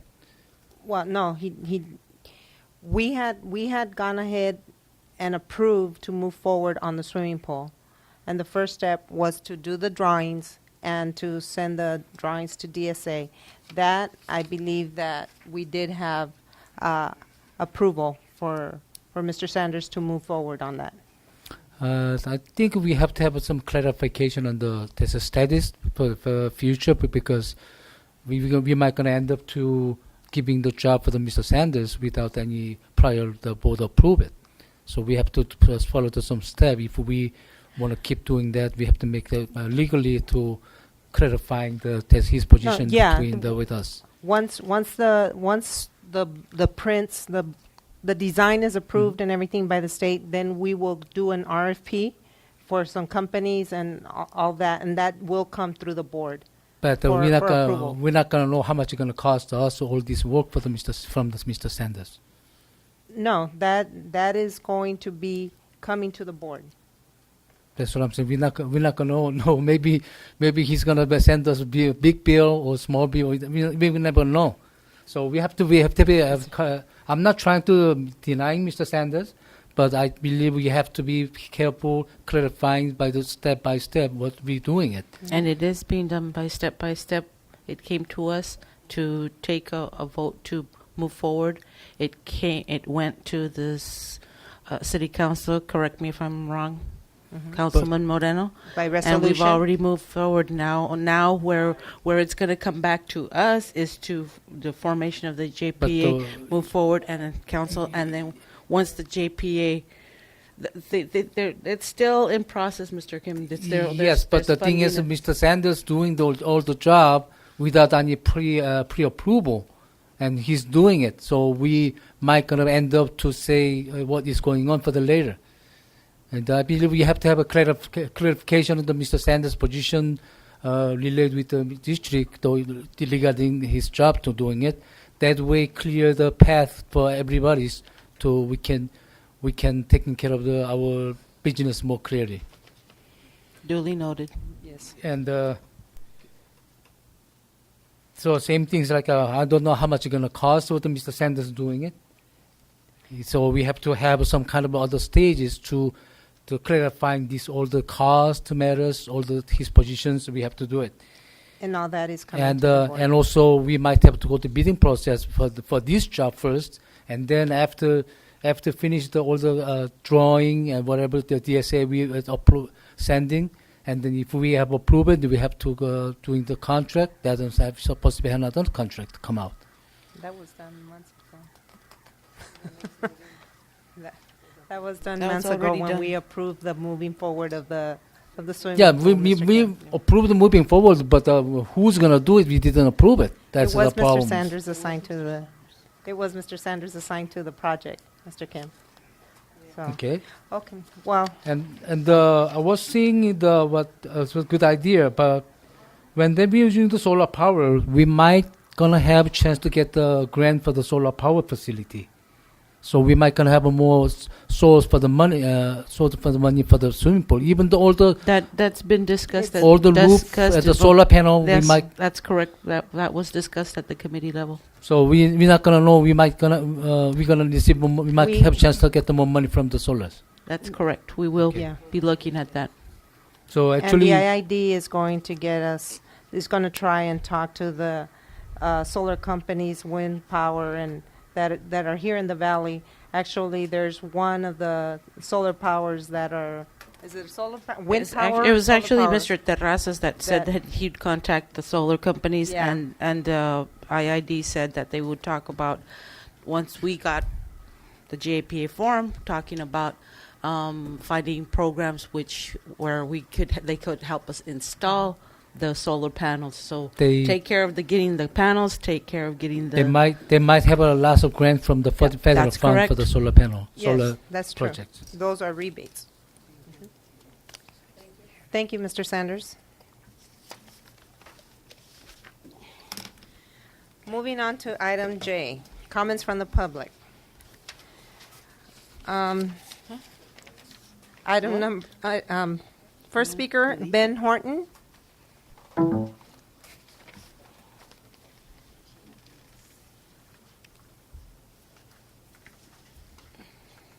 You're a dreamer. Good evening, trustees and distinguished members of the public. The reason I come up here today is that I've been moving forward and talking to the community, and there's one thing that is kind of, let's say, having some concerns, and I hope that this body, if I step out of place, bring me back into the focus point, is in reference to Aurora School. One of the things that I heard from certain parents is they have a bad understanding of what Aurora is about, and the understanding supposedly is being given out by some of the candidates that are running for school board. Nobody here present in reference to that. And the understanding is that they have a bad understanding of what the kids are. My understanding is that it's recovering credits, but yet there's certain people who are using this as a political ploy. And the reason I bring it to this board is that knowledge is power. With the knowledge, you have a better understanding for the people that don't have the knowledge. And I was hoping that maybe the administration of the board can make sure that all the candidates have a better understanding of what Aurora is about, so they wouldn't be giving bad information out to the public. I hope I use this in the right way that can help their candidacy or bring it down, whatever you want to call it. But yet, we have some of the greatest students in this district, and we should treat them as all as one, not as separate. And that's the only thing I'm going to be saying. I hope I haven't upset anybody, but I thought it was something important that I should bring forth. Thank you. Thank you, Mr. Horton. Dr. Asiad Mohammed. Did he leave? Yeah, I'll call him back. Raul Ureña.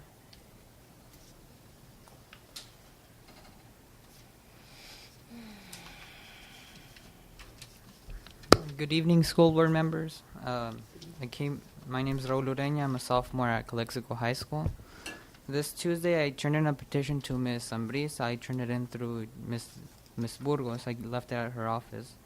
This petition was about Measure J. I want to know exactly what happened with that money. I want to be updated on the FBI investigations.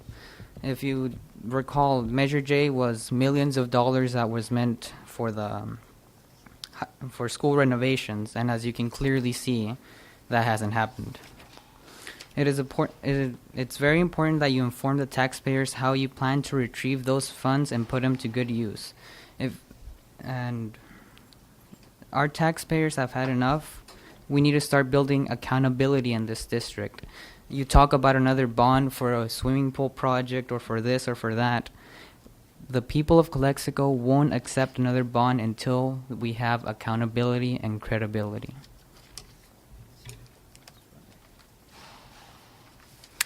Good evening. My name is Annette Butner. I'm a parent here at the school district, and I also was part of the people requesting an update on the Measure J, because I am a taxpayer and I want to know where my money's going. Where did it go? Who got it?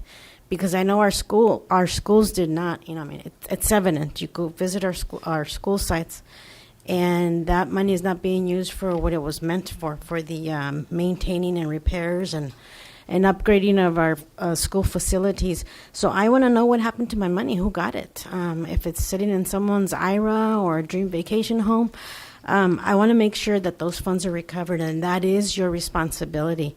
So I'm asking you to please put that on the agenda for the next board meeting or the regular one, whenever you want to do it. But it has to be done soon.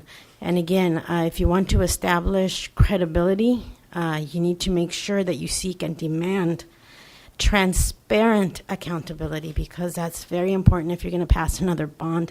Voters are not going to vote for it, and that's affecting us. So you're losing credibility, and if you want to bring more bonds, more, for more facilities, for more things for our students, then do things right. And please hold those people accountable, whatever happened with previous administrations. We need to make sure that those funds are brought back to the school district. And if we need to get the DA involved, then let's do it, or the FBI. But please bring that back and add this to our future agendas. Thank you. Thank you. I may be out of place on this one, board members, but I do have to make a clarification that the Measure J there was an audit. It is public record. We, the board members, looked at the audit and we made comments in public session. I believe both of you were present. The audit showed that $700,000 were out of place. Those $700,000 have been put back into the account from the general fund.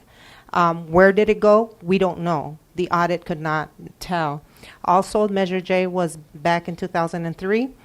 There was a wing added to Rockwood School. Cesar Chavez was built. Enrique Camarena was built.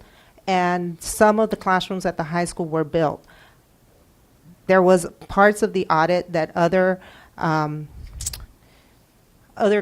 contractors were paid, and consultants were paid to do a 5-year plan with that money also.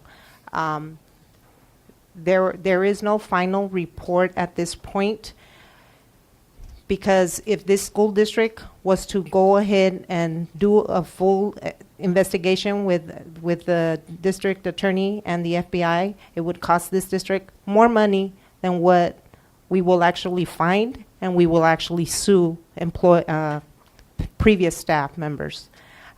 So it is at the DA's hands at this point. We have not gotten a result from the DA's, but as far as moving forward, the amount of money that we would pay in a lawsuit and years, it would drain us. It would drain us.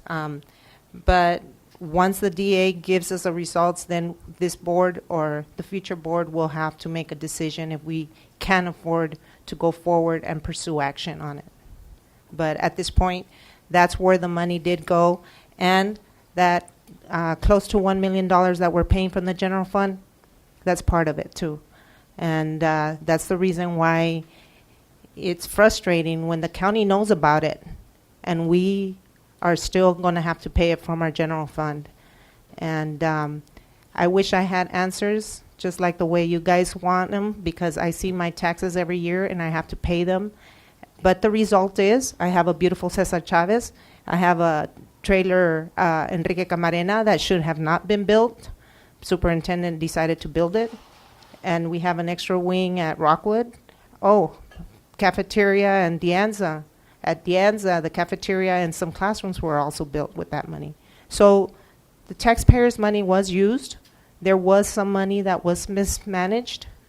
But at the end of the day, the cost may be more to pursue it than to just go forward because the amount of the monies was not as much. But we still are paying those bills. Yeah. So as soon as we hear something from DA, you guys will make it public, and you're more than welcome to get a copy of the audit if you have not gotten one. It's a public record. Okay.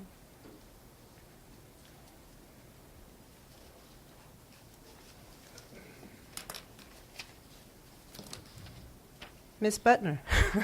I mean, was that the same one, accountability? Or do you want to speak on another item? Yes. Oh, you have another item on here for the, okay. Let me call Roberto Moidano, and then I'll put you, do you want to speak in public session on your item, or do you want to speak on the actual item? Either way, since we brought it up, it's part of the accountability. Okay. Roberto Moidano, and then.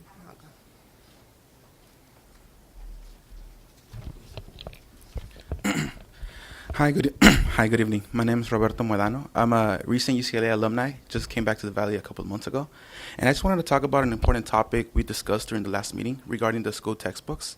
I know we have currently discussed how the budget cuts have affected us, basically also school textbooks. And I want to offer another option that we may have at hand, is that technology is growing a lot. Over the past decade, it has skyrocketed, and I don't think we have reached its utmost potential here at the district. So I was offering, I looked at the Glencoe and other book companies we use, and they have this CD-ROMs, or also called ebooks, that they offer as an alternative for the textbooks. Not only is it a eco-friendly Think Green initiative, but it's also a way for students to have it home instead of a hard copy, and it's a lot inexpensive to get.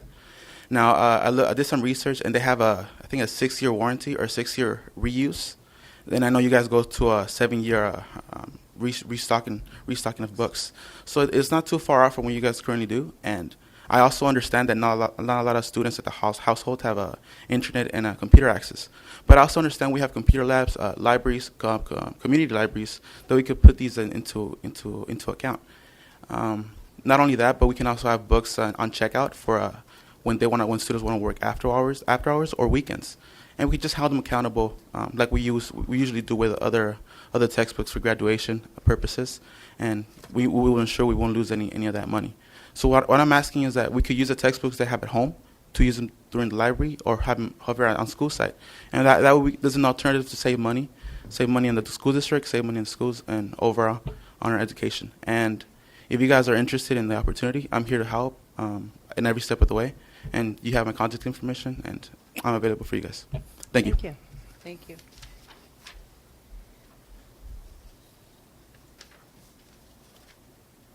Dr. Mohammed is not back? No? Okay. Ms. Butner. He's outside? Ms. Butner, you can go up. Wow, yeah.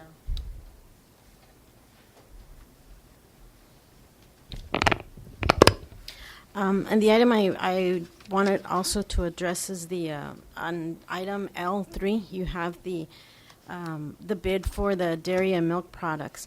I just, I'm glad that this is on the agenda and that you're going to discuss that. But I also want to remind you that towards the end of the last school year, we had the director of food services come up, and the issue of the food and the quality of the food came up. So I want to remind you to not forget about the food issue. I have a 4th grader who continually comes home with stomach aches because of the food that she's eating at school.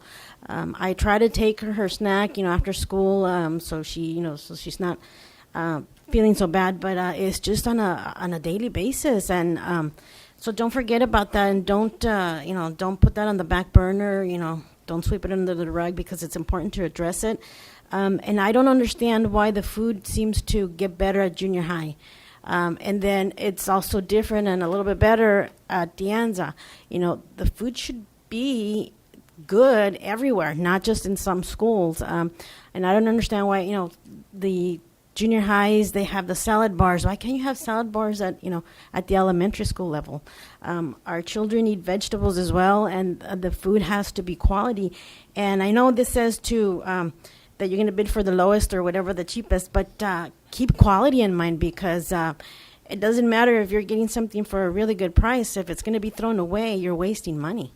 So it's better to invest in a little bit higher quality that kids are actually going to consume and eat, and they're going to be nourished. If you nourish them well, they're going to perform better, and that's what we want. You know, they're not going to be sick as much, and you're going to have a higher ADA. So all around, that little bit of investment is going to return a lot more back to the district. So please consider that, and do not leave out quality, and remember to consider the food.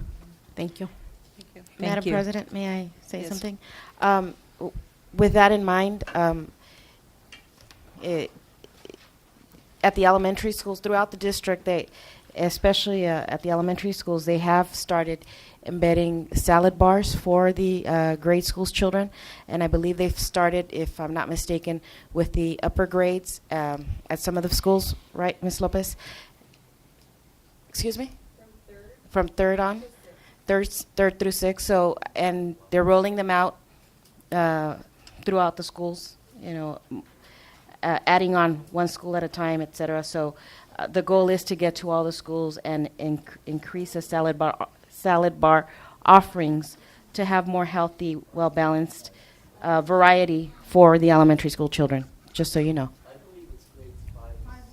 Well, I do know that the goal is to go to the lower levels, from the higher levels to the lower levels as soon as possible. Just wanted to add that. So, Thank Ms. Ambris, since we're talking about a little bit of food, and some schools they say they have to have permit to get the second.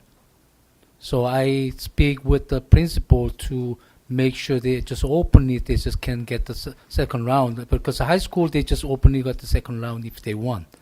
And also I see the some William Moreno, they have two different type of the salad.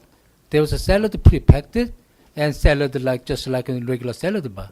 I think the regular salad bar, they can control the quantity by themselves. Well, we might need to eliminating to the prepacked ones, so we have a salad bar they can serve themselves like a regular salad bar. I think that they have a more attractive than the freshness all the matters. Yes, I know. The prepackaged salad bars especially is because of the limited time that we have within our lunch hours, or the time allotted for lunch, and so that the students can go through the line and have an appropriate amount in their prepackaged tray. And they started with a small amount of prepackaged salads. I believe, I'm just going to give you a number just for lack of knowing an exact number, 60 at some of the schools, especially, and I'm talking about the elementary schools right now, and they're up to about 100 to 120 prepackaged salads that the elementary school students are opting to take, and because they do want to have the healthy food. So there's the purpose for the prepackaged is so that they can get through the line, and that they're appropriate serving sizes for the children. Okay. However, if you need a report from food services, we can gladly have Mr. Caballero provide a report at a future board meeting, so that he can tell you what all the offerings are for the different schools in the district. But also, when mentioning, I agree with Ms. Badner's. We have a better upgraded quality, but I think we still have so far to go to compare to other school districts. Yes. I just want to comment that last week I went to a school district. It was combination junior high and high school, and they had several lines, and one was an Asian line, not students, food. Asian, Italian, Mexican, hamburgers, and Domino's pizza. So they had 5 varieties, and the salad bar. Actually, there was a lot more kids at the Asian bar. Yeah. But pizza also, Domino's.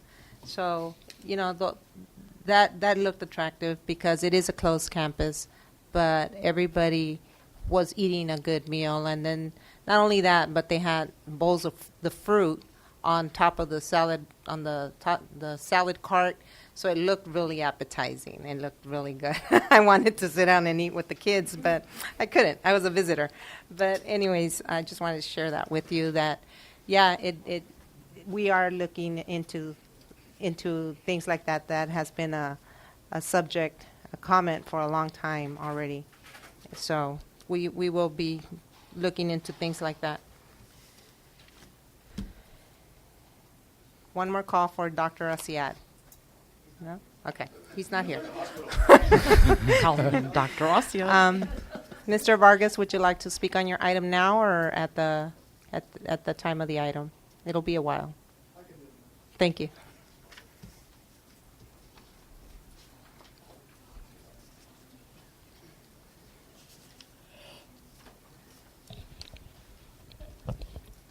Thank you for letting me come up here and speak to the board. My name is Rolf Vargas, and I'm with Heartland Farms. The school bid on item L3, our company has got a new program on going green. So we eliminated all the pouches that we used to supply to the schools. Like Calexico, you're talking about 1 million plastic pouches that go into the dumps. So now we have put new machinery in our plants to produce nothing but milk cartons. And this gives us a fresher code, more product that customers will not be short. And we have asked the food service about putting this on the bid, and he has refused to put it on the bid on the cartons. And it's a cheaper price. And the other thing is that we get a lot of calls from students and parents about chocolate milk too. This is the only district in the valley that does not give chocolate milk to the kids. You know, bids have gone in, probably been awarded already, but you know, just something that I like to put in. And there's some issues on the bid process that. For one of them, invoices have to be signed. You know, we know that. And delivery between 5:30 and 7:30. Well, nobody's at the site till 7, so there's no way they could be signed or delivered. One of the other ones is putting unused milk in a 3-day weekend. It says to be picked up. If you pick up the milk on a 3-day weekend, you come back on Tuesday, there's no way you can deliver 11 school sites in 2 hours before breakfast. An emergency, we can deliver milk within 90 minutes. For a local company, we have a warehouse. So if, for instance, one of the schools, the fridge goes out, give us a call, we can be there and deliver it. Cooler spaces. Right now we have 3 cold boxes in 3 sites here in the Calexico School District. The other thing is that the bid is not complete.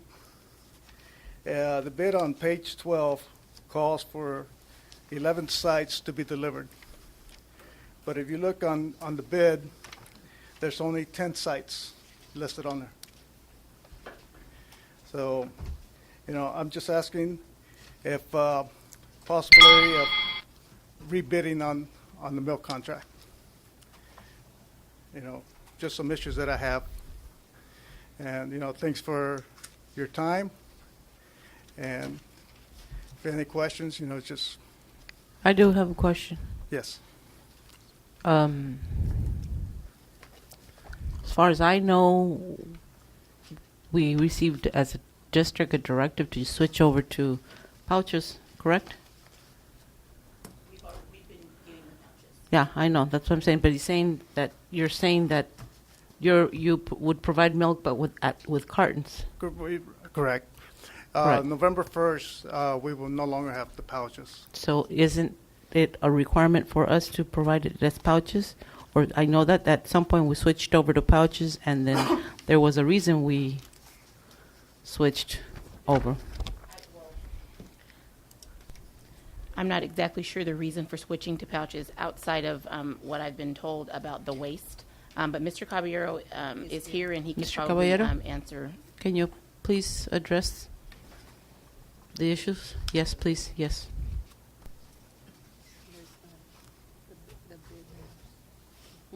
We just got the bid today. Hi, my name is Luis Caballero. And the question is about why we switched to pouches. No, pouches we said about 7 years ago. And the reason that we did is three major things. One, smaller kids cannot open the carton. We had someone open the cartons for them in his school site. We had to open and cut it so they can drink the milk. Smaller kids, when they not open the carton, they throw it in the garbage, the milk. Now, the other thing it is, the waste goes to the empty cartons going to waste. It takes huge amount of space than the pouch. You know, pouch is a bag.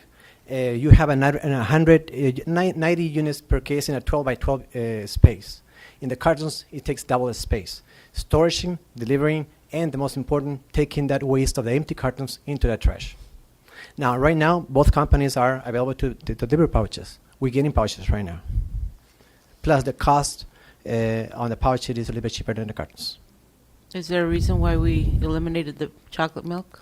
Well, we had a comment from the state. It is the sugar content on the even though it's a fat-free milk, the sugar content is a lot higher than the regular 1% on non-fat milk. Did they direct us to eliminate the chocolate milk? They recommend us to eliminate the chocolate. We're offering two milks, 1% that we've been offering, and non-fat milk. Okay, but my question is specifically, did they direct us to eliminate the chocolate milk? Not direct us, recommended to take it out because the sugar content. Correct, but if we hadn't removed it, would we have been liable? Would we have been? No, it was only a recommendation from the inspector. Okay. How much is the difference between the sugar cotton contents and the chocolate? Not top of my versus mind. Not top of my mind. Now we can use chocolate milk on non-fat.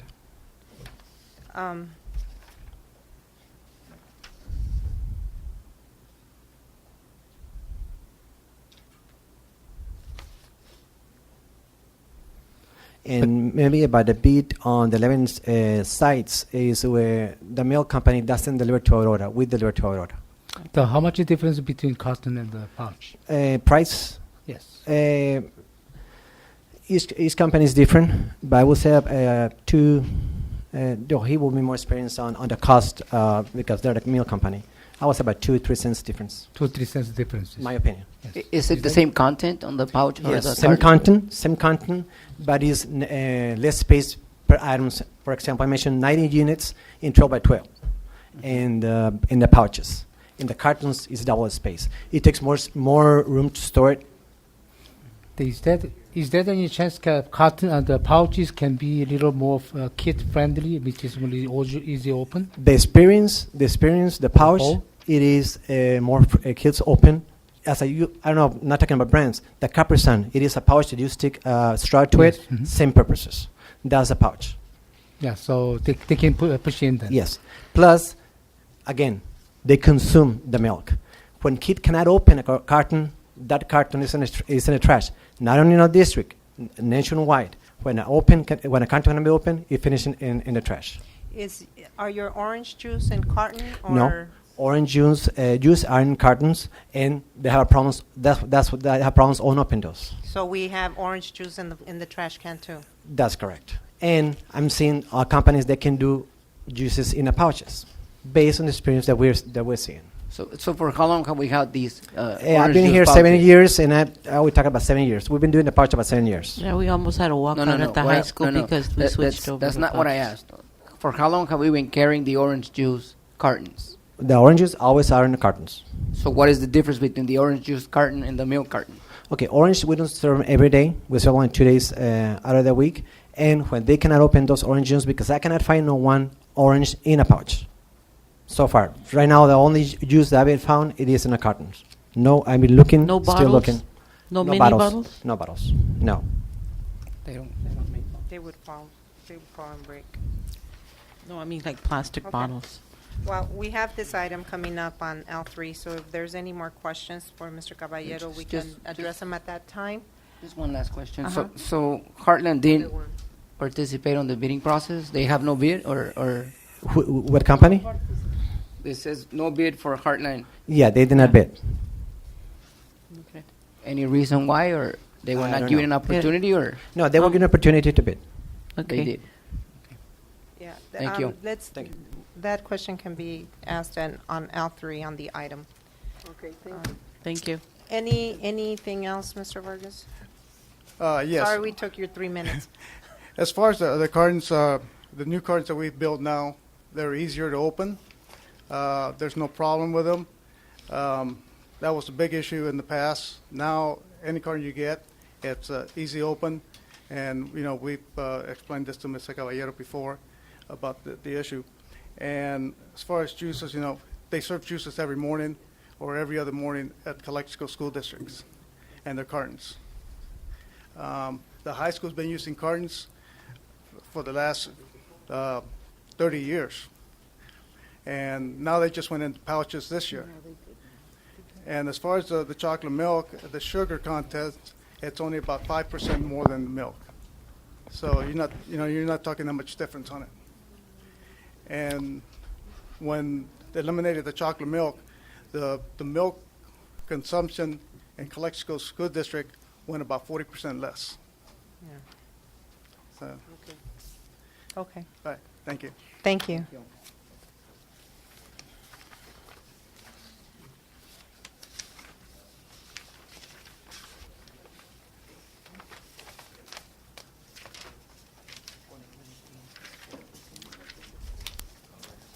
And with that, I'm just looking around, see if I missed him. With that, we conclude our comments from the public, and we move to consent agenda, item K. Motion to approve with the exception of K 3G. Okay, I have a motion Second. to approve. I have wait. I have a second. poll. I have a poll. K3A, C, D, and table G to next meeting. I want to put the A, C, D Okay. to the separate discussions. We have, okay, discussion, A. 3A, C, D, No, I'm separate saying, discussion. Mr. Kim, Yes. discussion for item A. We have a motion and a second to approve the agenda. We're going to discuss your pulled items at this time, and then we'll vote. That's what. Yeah. So. So item A, 3A. A, 3A. 3A. No, you can start C, D. discussing the 3A. The motion Now? is, yeah, the motion has already been made, seconded. You asked for it to be pulled, so those things will be addressed. So, So actually, Okay. we have to pull the first, and then we're gonna separate discussion, and then we. and then we'll The make the wo- vote. So there's So something. since we already made the motion and the second, instead of having to make motions and second again, we'll just do those things, and then we'll vote on the other ones. So why don't we make the? Why don't you change the motion to? Wait, well, then why don't we A, just- C, D? There is a motion and a second, Mr. Kim. The motion, people would have to remove their motions. So Then that- I amend the motion. Then I amend the Well- motion to. Why don't we just approve everything that we? I amend the motion to. Amend the motion to. K3 A C D separate discussion, and the G table for the next meeting, and rest of them approve it. Okay. So, second. Do you, no, hold on. We still have a motion on the floor. Yes, I amend the motion. So, Well, you can't make a motion. I can Amend- make, I I can amend the amend the motion. motion. Yes, I amend can the mo- can mo- amend the I motion. accept, I Do you accept the accept? amendment and change my motion to be approve K 1, 2. items under consent agenda with the exception of A, C, D, and table G. Okay. Mr. Valenzuela, do you second that? Yes. Okay. Have a motion and a second. All in favor of the motion, say Excuse aye. me, and the four? That's going to be approved. Okay. Aye. Everybody signify by Aye. saying aye. Aye. Aye. Aye. Mr. Valenzuela? Aye. Aye. Okay. Motion passes 5-0. Mr. Kim, 3A. I mean K3A. Yeah, K3A. And I believe the last year we approved this service we requested, we are conditionally they're going to have a, what's called the completion or their evaluating themselves to their achievement of the education. And do we have on those report on those?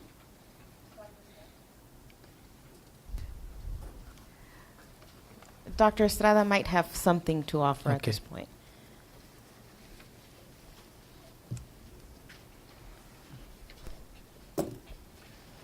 In terms of evaluating the effectiveness of the programs or the services for supplemental services, we're starting to work with a company so they can provide the information for us.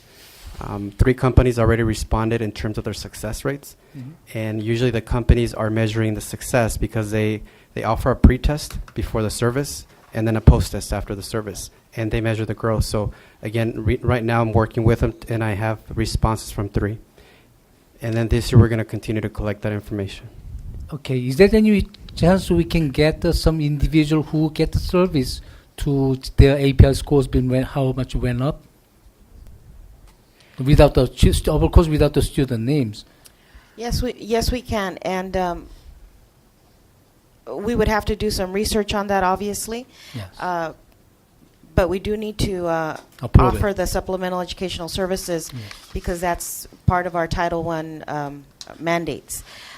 One of the things that, correct me if I'm wrong, Dr. Estrada, that we are implementing this year is a software program that will allow us, for the kids for the students that are going to be serviced this year under supplemental educational services, is that we're going to have a program where we will be able to be inputting this information, and we will be able to see along the way how they are progressing with the supplemental services throughout the school year.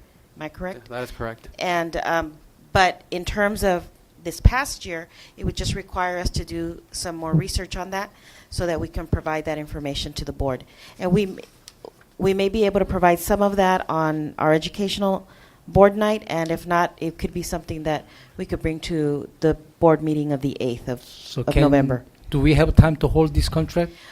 I really wouldn't recommend it because we have Title I time constraints, and I know that we are going to have SES providers reaching out to families in the next few weeks, and we have to be able to expend those dollars on supplemental services for our students throughout the district. Because the purpose of we were approving that last year with that condition because we want to provide the service to really affecting our children, not because they are registered to state. And I do understand that, Mr. Kim, since you and I did discuss this last night a bit, but the reality is, under Title I, if they are on the Supplemental Educational Service Providers list, we cannot block anybody on that list. We cannot recommend one company over another. If they are on the providers list, it's because they have met the criteria from the state to be on that list. If a parent were to ask us, do you recommend company A over company B, we are not there to recommend. We provide the opportunity for the providers to meet with the families, and the families are to select the company or the service that best meets the needs of their child and their immediate family, whether it be an in-home, whether it be an online, whether it be at a school site, at a library. The family has to make that decision on their own. We as a school site provide the funding through our Title I, if I'm not mistaken, Dr. Spencer, and we also as a district provide the means for them to meet with the providers so that their families can best make the decision for their family. And with this new electronic tracking thing will allow us to provide parents with additional information Absolutely. that shows how well it Absolutely, but that's going to be from here on in. From here on in. Thank What you. we can do is do research from the ones from the past, but from here on in, we have a software program that we'll be working with this year. Right, and just to add, it can connect to our current system, Genesis, Synergy, and Data Director. But so then the parents can that access. means The parents will be able to access that information online. If you're saying it ties into Genesis, or is that only just for teachers? It's for Or internal administration, purposes? internal Okay. purposes to monitor the achievement. One of the things that we had talked about was the accountability on these services.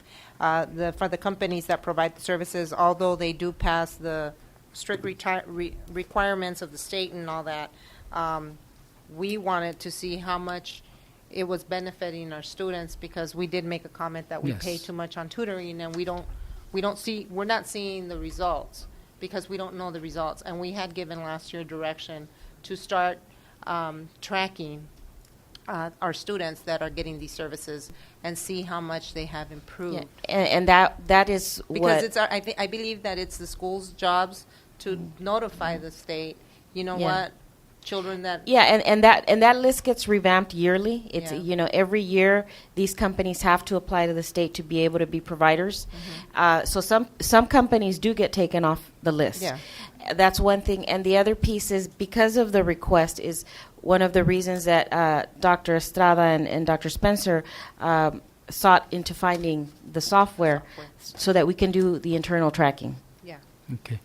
Thank So we cannot eliminating by their performance since they are approved by state, but we still can provide all the data to the parents so they can have a choice. Yes, smarter and choice. so our hope is that next year's parents will be much better informed with regards to which companies locally provide better services. Yeah, but the last year board approved in that way, but it didn't. We don't have any what's called any Well, we're- evidence or any data. We're moving forward. Okay. Yeah. Thank you.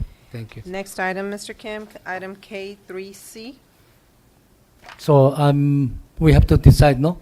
I No, made the let's motion go to through them approve all, that. and then we can motion on one, like how we did the rest of the agenda, to expedite it. Well, why don't we just approve this one and then go next Because that way we make one motion and we That's all approve right. three I'll- things, just like we did the rest. Separate discussion. Same time. Just I- make a motion to I need a approve. motion to approve item Motion to approve. K3A. Do I hear a motion to approve Yeah, item motion K3A? to approve. Second. A. I have. Second, I second. Okay. I have motion by Mr. Valenzuela, seconded by Mr. Kim. All in favor of the motion, say aye. Hi. Aye. Aye. Aye, under protest. Thank you. Motion passes 5-0. Madam President, I'd like to request that the next two we do as one Okay. motion. Okay. Item number C, Mr. Kim, K3C. 3C, CPR and first aid training service, and I see the cost more cheaper than last time we had the bid. I mean, the last time was a little higher cost. This time was a lower cost. But occasionally I checked with the other school, the county ICOE person who's providing the service. It was cheaper. I think it's $33 on material altogether. So they were charging us like $40. Since the Mr. Norton company that is local company, but I like to ask them if they have a chance to reducing the cost. Mr. Norton, I believe he left. He's left? He's gone. Oh, he's out on a call? He got a call. Okay. So I believe he did lower it. He did did lower than the $40, but I had the $33 bid from the not the bid but the information from You must not be the a good negotiator, Mr. Kim. So do we have a time to table then? No, we've already tabled No? it once. So we're gonna pay $7 more for each person. Actually, the price did go down. Yes, Mr. Kim. I understand that. So I think it's I think it's $40 per student is reasonable. Okay. This district has paid more in the past. Okay, I made the motion to approve it. Do I hear a second? I have a motion to approve. We're supposed to do I just- understand, but I made have the a motion standing to- motion on the floor. Yes. Do I hear a second to approve item K3C? I second the motion. All in favor of the motion, say aye. Hi. Aye. Aye. No, under protest. Thank you. Motion passes 4-1. For the record, Mr. Kim made the motion. I second the motion. The D, Item- 3D. Item 3, K3D. Well, I like to have us expediting to our swimming pool. And they have some issues. We never had the chance to approve this one until today with all the without the much information how much it's going to cost for us to have a bond. But I'd like to make the motion to approve it on condition to we have budget report every 2 weeks to regarding about the spending on the swimming pool. Every 2 weeks, we don't have a meeting every 2 weeks, Mr. Kim. Okay, every month then. Okay. I have a motion to approve item K3D. Do I hear a second? I second the motion. All in favor of the motion, say aye. Hi. Aye. Aye. Aye. Motion passes 5-0.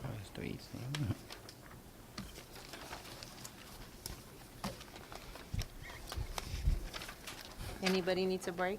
Yes. Okay. We will take a 5-minute break, please.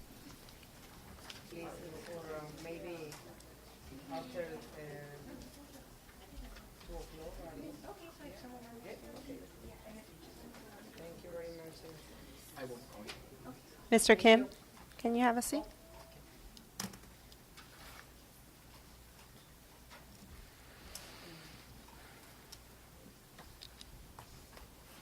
Moving on to item L, Superintendent recommends approval of each of the following items. Item number 1, approved certificate and employment report for October 25th, 2012. Can you table that until the after closed session? Is that a motion? Yeah, make the motion to table to after closed session L1, L2.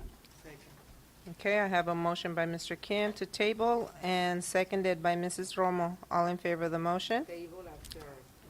Hi. To table after closed session, correct. Hi. Aye. Aye. No. Okay. Motion passes 4-1. Reason? Because I have no problem. I had my questions answered. Thank you. Thank you. Item number 3, we have 3 speakers. First speaker, Ernesto Franco. I'm going to read the title. Item number 3, accept the lowest responsible and responsive bid and dairy milk products for the 2012-2013 school year with the option to renew the contract for 2 one-year periods. Mr. Ernesto Franco.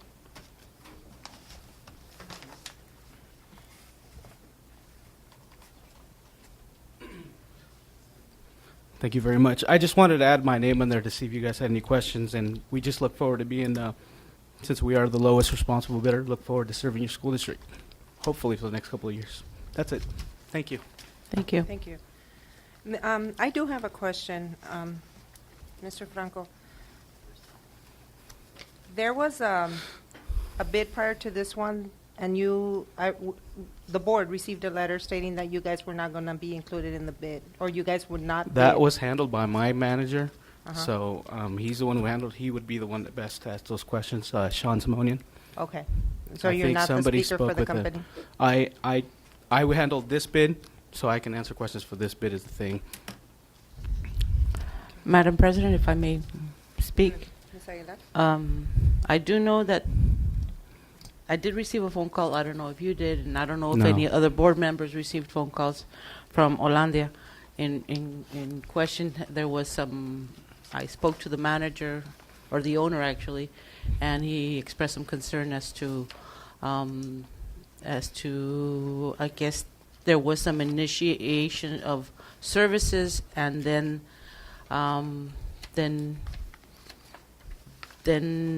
without getting into particulars, there was a difference of opinion as to who gave the final authorization. And what I did is I directed the gentleman to speak specifically to Dr. Fagali, and then I hung up with the gentleman and I spoke with Dr. Fagali and asked him to speak. And he did say that there was some concerns. Other than that, I don't want to get into particulars because then I'd be talking about personnel. But I know that, am I correct? Yeah, I think so. I think that's how. Yeah. All right. But I So think, if I may, I know Sean did speak with somebody on the board, and he kind of gave me some direction of what happened after I took over this bid. Yep. And I just want to ask a question to Mr. Caballero. Any more questions for Mr. Franco? Thank you. But Okay. Mr. Franco is from the Hollandia. Yes. Yes. Hollandia Dairy. Hollandia Dairy, yes, sir. Okay. So this one is we agendized to approve this person, this company. That's right. Mr. Caballero, thank Yes. you, Mr. Franco. So a new bid was issued, correct? A new bid, call for a new bid was issued? Yes. And was more than one bid received? Received, no. It was only one. We got a letter from Harlan that they were not bidding on the new bid. The one that had originally pulled, or that there was some discussion? No, I know that the district received that letter. I got informed that today that they were not bidding on today's the latest bid. Okay, you're talking about Heartland or Hollandia? Harlan. Harlan did not bid. Okay, so when you, right here in the packet that says an ad inviting bids was published in the local newspaper on October 13th and 17th. Yes, And Hollandia is the only one that responded? that's correct. Thank you. But this bid was only for the pouch. It was yes. So Mr. Varga is from the Hudland. No more questions? Okay, thank you. Not from me, thank you.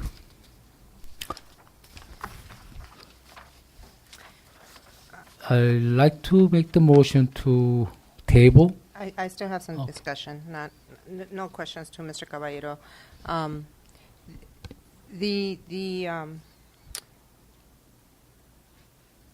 There was an issue as to how it was handled from the beginning, and I do have issues with that, and I had spoken to the board in regards to that in closed session. Unfortunately, it never moved forward because Mr. Fagali left, and we ended up with a new leadership. But this is something that I don't agree. I have to say that I don't agree the way it's been handled, and I hope that in the future our clients or our vendors, any vendor within the school district, is not communicated in the right manner. I expect that we do business the way business is supposed to be done, and we don't have these conflicts with vendors, clients, consultants, because this board is the one that looks really bad. And we talk about accountability, and I think that, it needs to start. And I do have an issue with this. So I'll just close it with that. And do I hear a motion? Mr. Kim, you were making a motion? I make the motion to table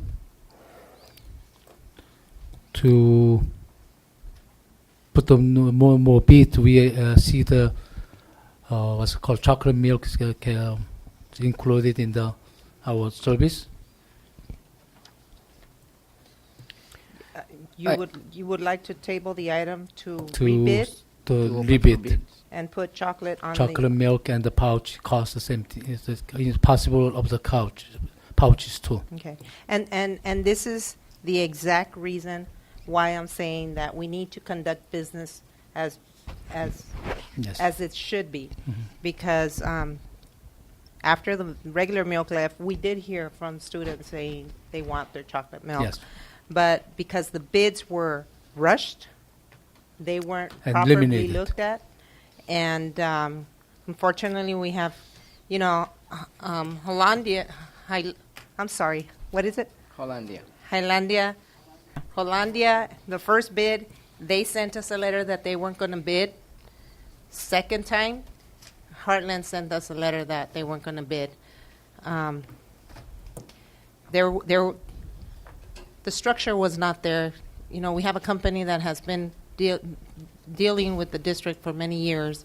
All of a sudden, they get cut off from one week to the next, and we end up with things like this not running smoothly. So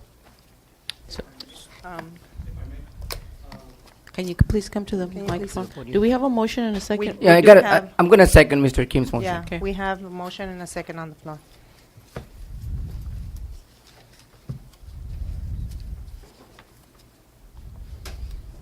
I could be incorrect, but I did hear that they were no longer going to make pouch milk in any kind. So we still can offer that as Hollandia, and we'll be very competitive. I can promise you that.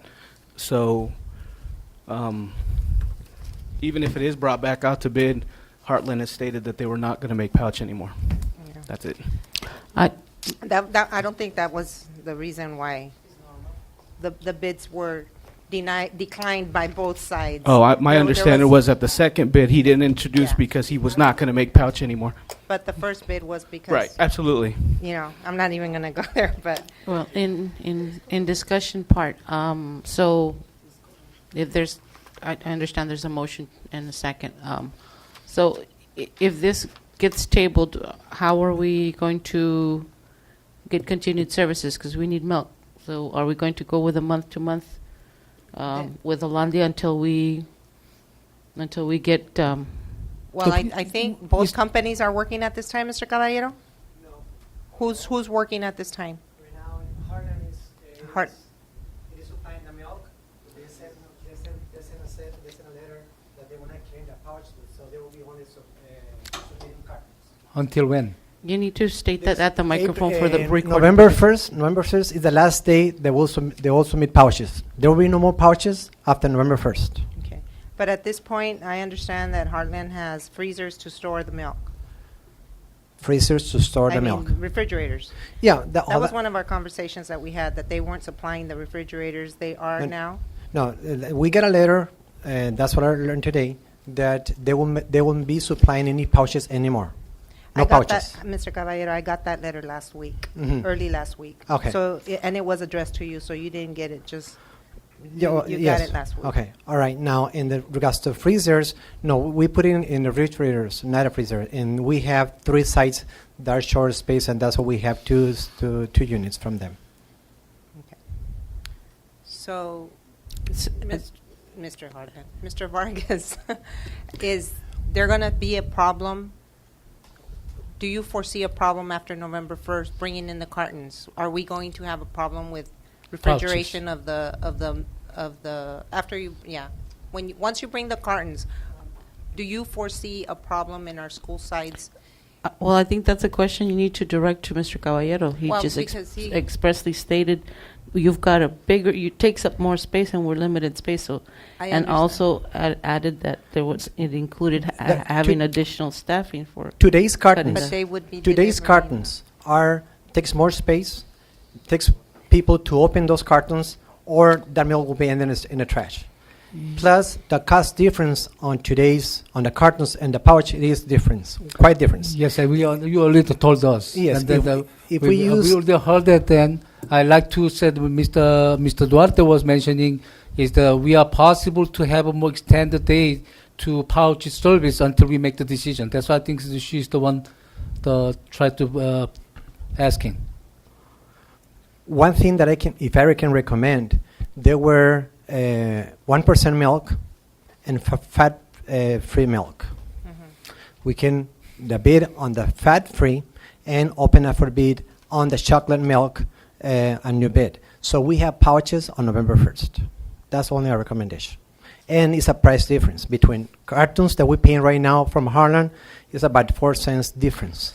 In a 1 million units, it's about $40,000 difference. Mr. Caballero, you just trying to pushing us to approve that No. Mr. Harland. We were checking. We are seeing the possible to make the more wider decision. To in case of that, we're gonna need some time to supplying the milk for our children. That's our concern right now. What I did hear from Heartland Farms is that they do have freezers locally here in El Centro. Mhm.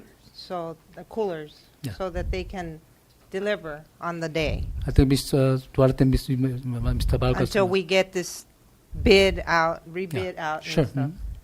Okay. We're a local distributor out here, so, we have the milk on hand. And as far as the pouches, that was the deadline was. Can you please come to the microphone?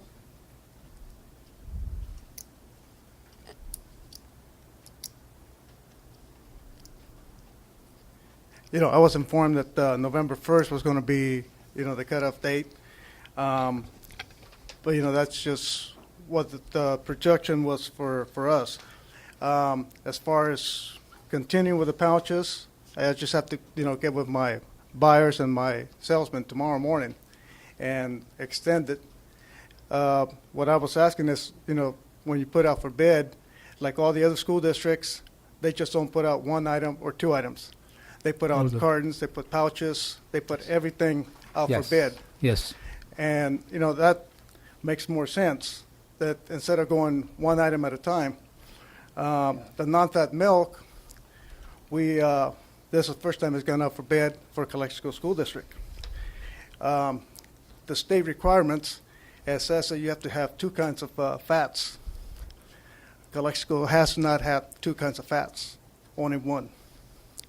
So it just went up for bid right now, so they're not excuse me, they're not in compliance right now with the state. Okay. So our question was, is that possible you can extend serving the pouch until we make the further decision? As far as I know, I can. You cannot. I would know in the morning. I can find out from my, from salesmen and everything else.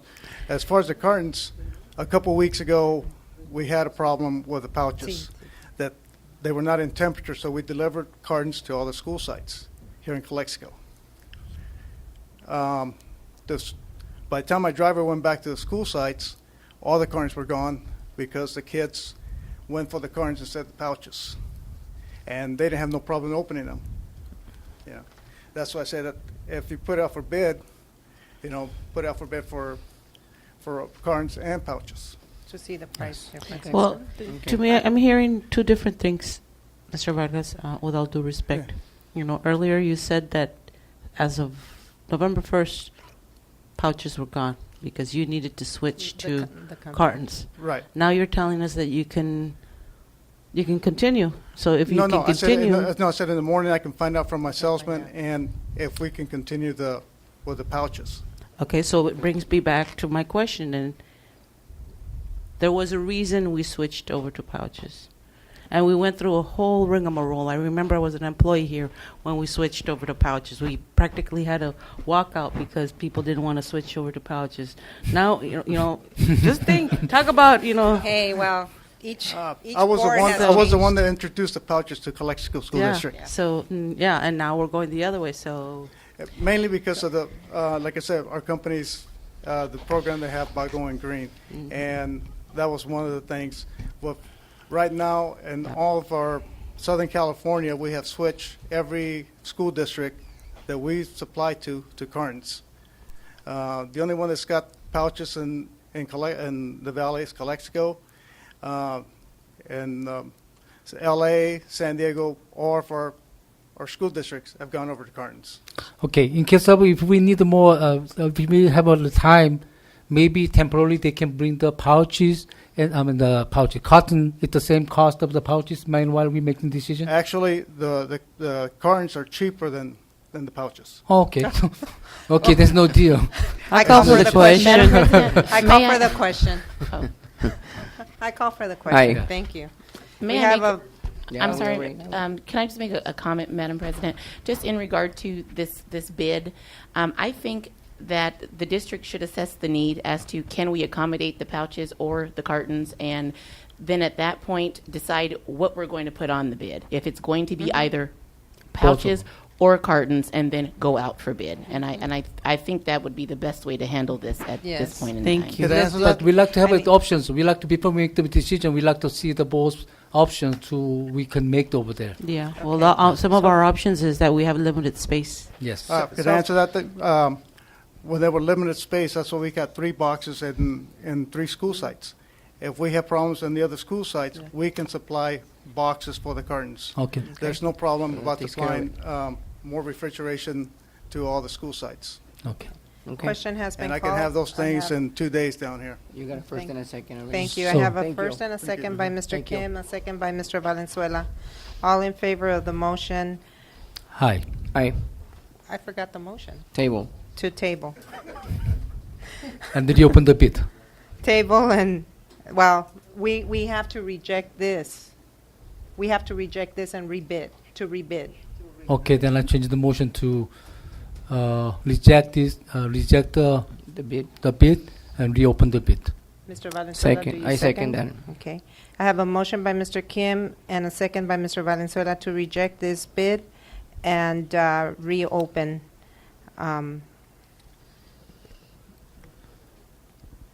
Reopen for a new bid. And including the pouch and the carton and the chocolate milk. Yes. Okay. All in favor of the motion, say aye. Aye. And aye. No. Motion passes 3-2.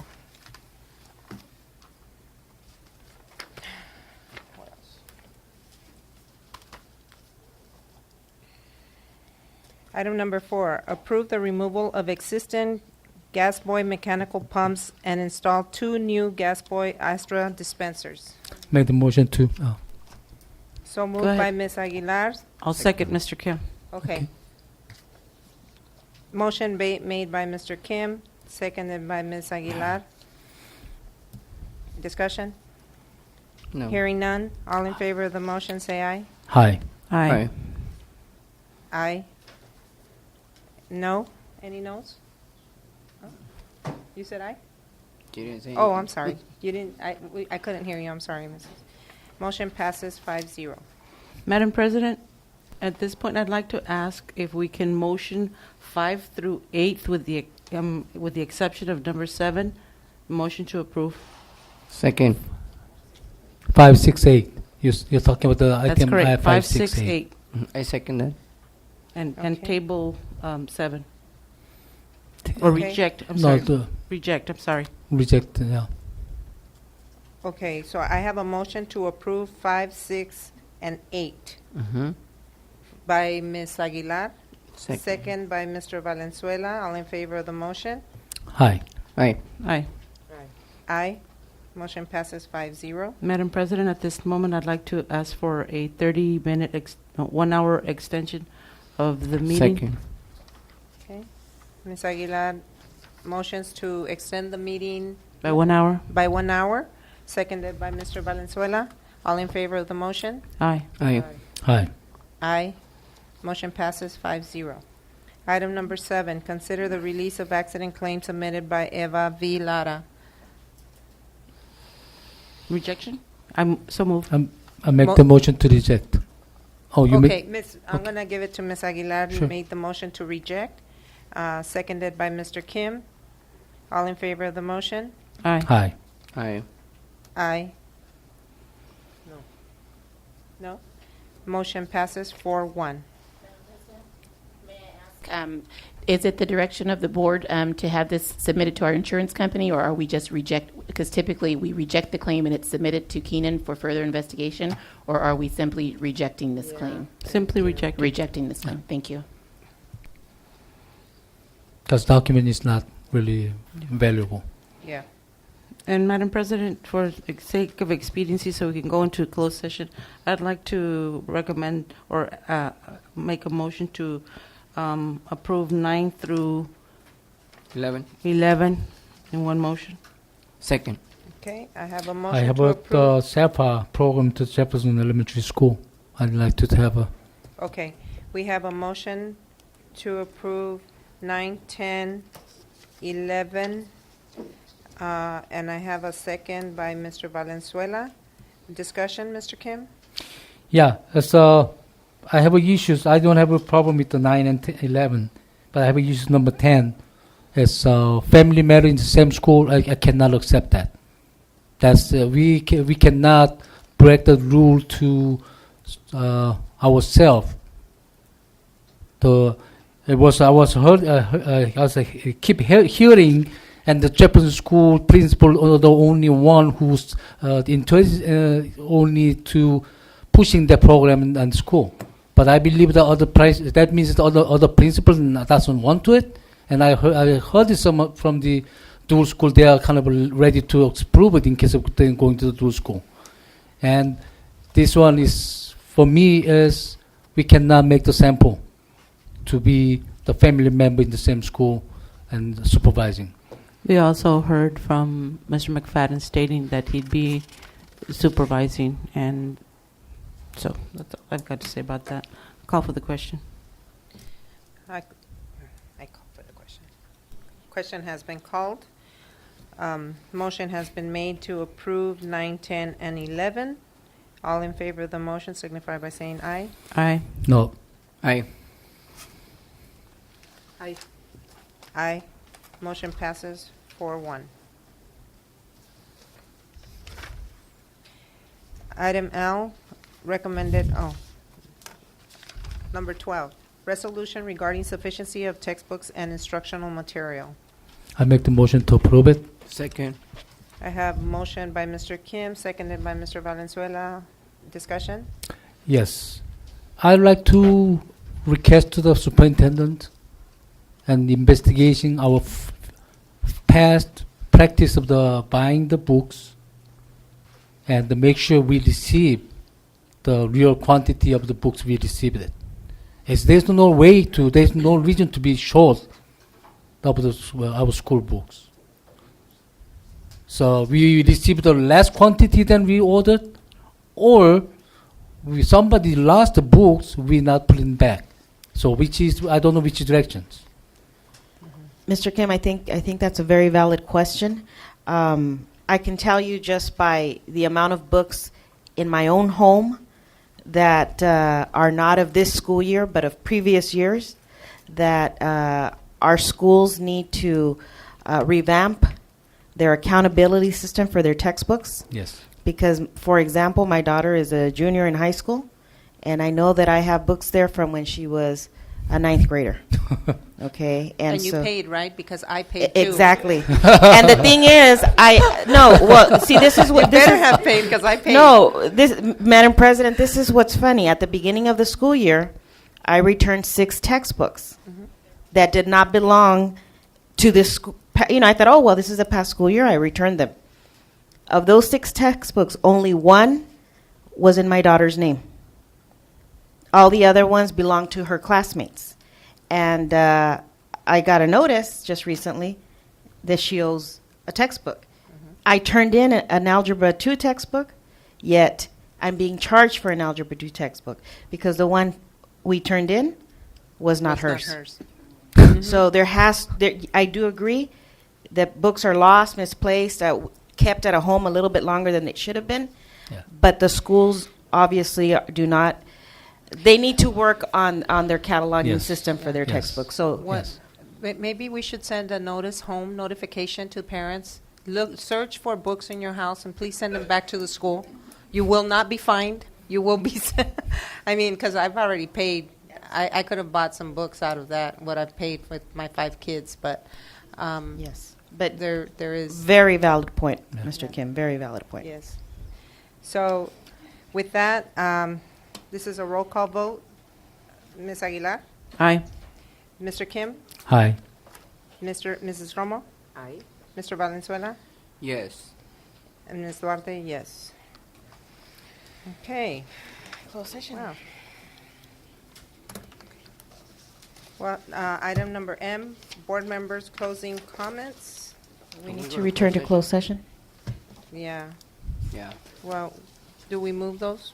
Yeah. Yeah? Take care of it. Come back. We'll take care of it when we come back. So we're going to move that one to after closed session. After.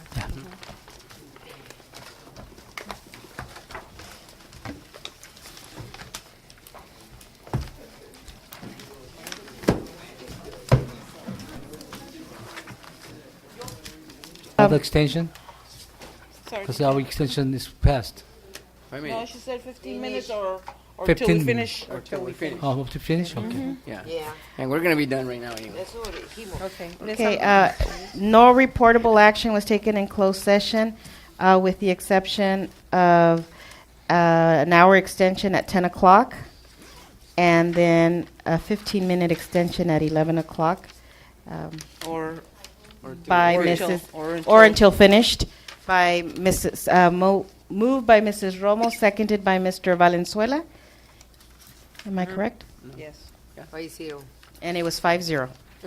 Didn't we have to report a student And then discipline it's finished. vote? What the case number? No. No, Okay. because they have, No. they have a right to appeal. Okay, that's it? That's it. Okay.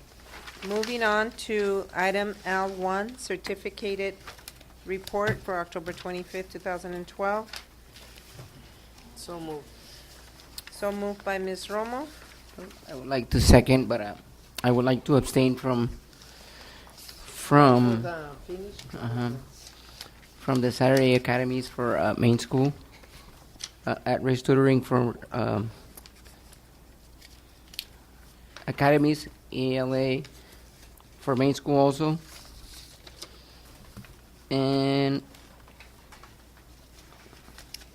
Mr. Val- at-risk, Mr. at-risk ELA for all of mains, period. Okay. So you And I just- second just that. abstain. Can, just complete.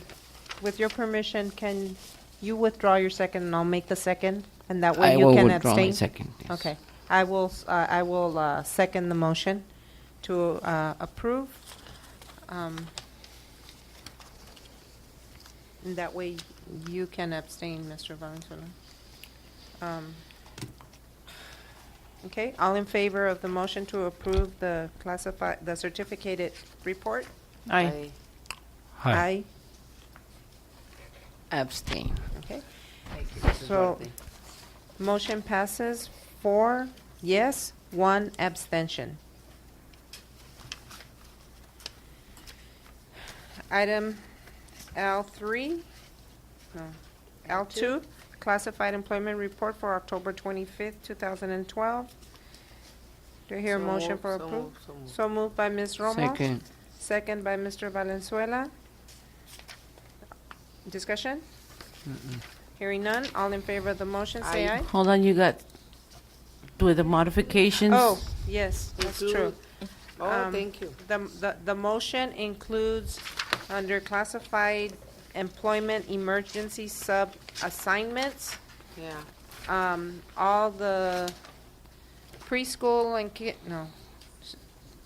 and Kennedy, special ed department, and substitute special ed department, to include transportation, transportation aids as needed.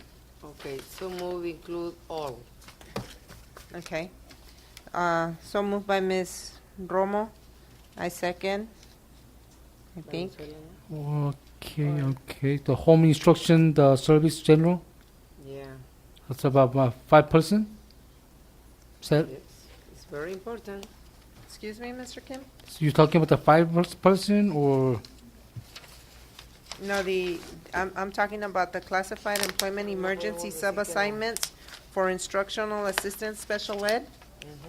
Under instructional assistant special ed, and also including instructional assistant severely handicapped, that they can also be used for transportation subs. Oh, for the, okay, not from the list, not from the additional ones. She's adding the transportation. Okay. Transportation Okay. subs. So there's a We're motion. adding more person name?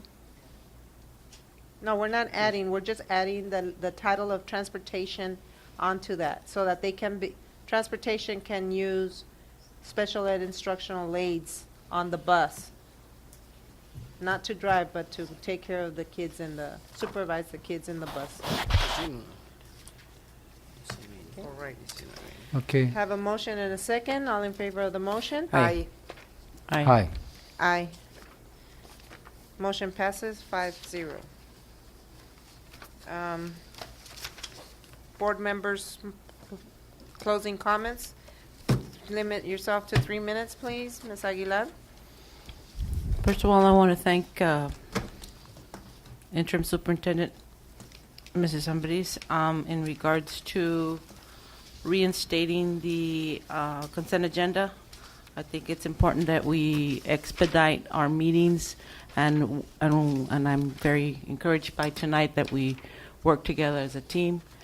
A little off in sometimes, but overall, I'd like if we continue in this same vein, that we meet with her and review things that need to be reviewed, ask questions that need to be made, and so that we come to prepared to take care of business. Case in point, on September the 13th, we incurred a cost of $600 for the translation, and that's when we went to a meeting towards 2 o'clock in the morning.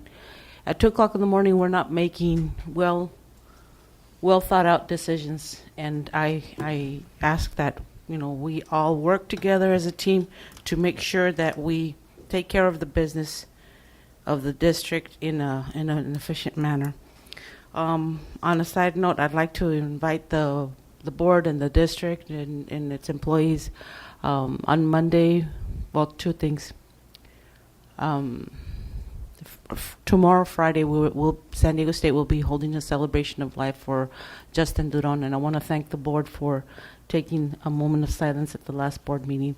The students of San Diego State who love and care for very much for Justin are doing an event between 4:30 and 7:30 tomorrow at the campus, and you're cordially invited to join us.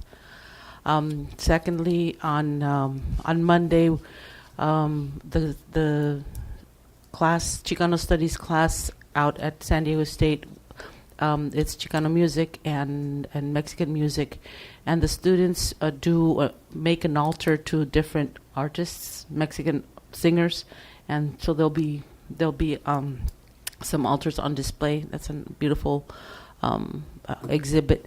It's free and open to the public. We will also have a gentleman by the name of Ramon Chunky Gonzalez, who he was an activist that helped establish Chicano Park up in San Diego, and he will be performing. In addition, he will have a guest singer. His name is Joaquin Kino McWilliams, who was the lead singer for Big Mountain. If any of you guys remember, it was a reggae group in the 90s that's still holding strong. Red wine. Yeah, they did a cover song of I can't remember the name, but anyways, you're cordially invited to that. Final thing, another in terms of cultural opportunities, we may possibly be able to get an exhibit of Simon Silva on campus next semester. I'll keep you informed. Thank you. Mrs. Roma? Thank you. For the next meeting, thank you very much for the special board meeting, but in my opinion, it's very important calling for all parents for Calexico Unified School District for this meeting, for the result for the APY, blah, blah, blah. Okay, second, please don't forget the November 6th, water. No más ahí voy a decir. Okay, water. And finally, happy birthday, Ruth Duarte, for tomorrow. Thank you. Y un breve canto mexicano es el que quiera me sigue. Estoy muy ronca, pero el que quiera me sigue. Estas son las mañanitas que cantaba el rey David. A las muchachitas lindas se las cantamos aquí. Despierta, Ruth, despierta, mira que ya amaneció. Ya los pajarillos cantan, la luna ya se metió. God bless you. Thank you. Well, if I could sing like that. ¿Quién los va a cantar en coreano, seguramente? Okay, thank you very much. Thank you. Mr. Valenzuela? I would like to. I still continue to get phone calls on the libraries, and I know I sound like a broken record, CD, or whatever you guys want to call it. But once again, I'm going to say the same thing. We're doing a disservice to our students, and I would like for this to be brought back next meeting as an action item that we need to have librarians at the school sites, because our students are reading contracts, and we're not. It's a disservice once again. That's all I have for you. Thank you. Thank you. Mr. Kim? Whose birthday? Yours or your husband's? Mine. So you're getting younger? Yes. Okay. Thank you, Mr. Kim. So happy birthday. Thank you. When Korean said 생일 축하합니다. Can That's you happy sing that? birthday. Well, I'm not good singer. I'm choir members, but I was bass, so I'm not good singer, so the solo. And was called the. I know this. Also the lady was Miss Anna Bodner, and they mentioned it. I like to have a major J audit. Was called the we sent to investigate on the DA. I like to have a report or agendize the report to what is on status. And also, that's under the investigations, we might not be able to openly talking about the investigation, but we like to have some kind of a even cross session has to be. So we like to have some our superintendent discuss with the DA what the status is really going on there, because we need. You were mentioning about the cost of the suing, like that, but we still have to have certain level. If we have some criminal activities engaging, we should let our DA to prosecute the persons or the entities. So I like to itemize in the closed session or the open session if we necessary to agendize to discuss on those matters. Okay. I guess Ms. Brice can follow up with the DA and see what the status on their part is. Maybe they'll give it to the grand jury to investigate or anything, And also, again, officially, last time I was talking about the superintendent report time, but I am very pleased to see our staff reaction during this lockdown. And my duty is supposed to comfort with them, so that's why I went to 2 days in the school. I comfort the children as much as I can, and comfort the staffs. Good. That's it. I would like to say thank you to the board members and staff and the people present for sharing the cake with me. And I'm 45 years old. Oh, well, not yet, but I never lie about my age. But anyways. I thought you are 35. Oh, Mr. Kim, Good. thank you. No, 45, Mr. Kim. My mom says I'm 47. I don't know.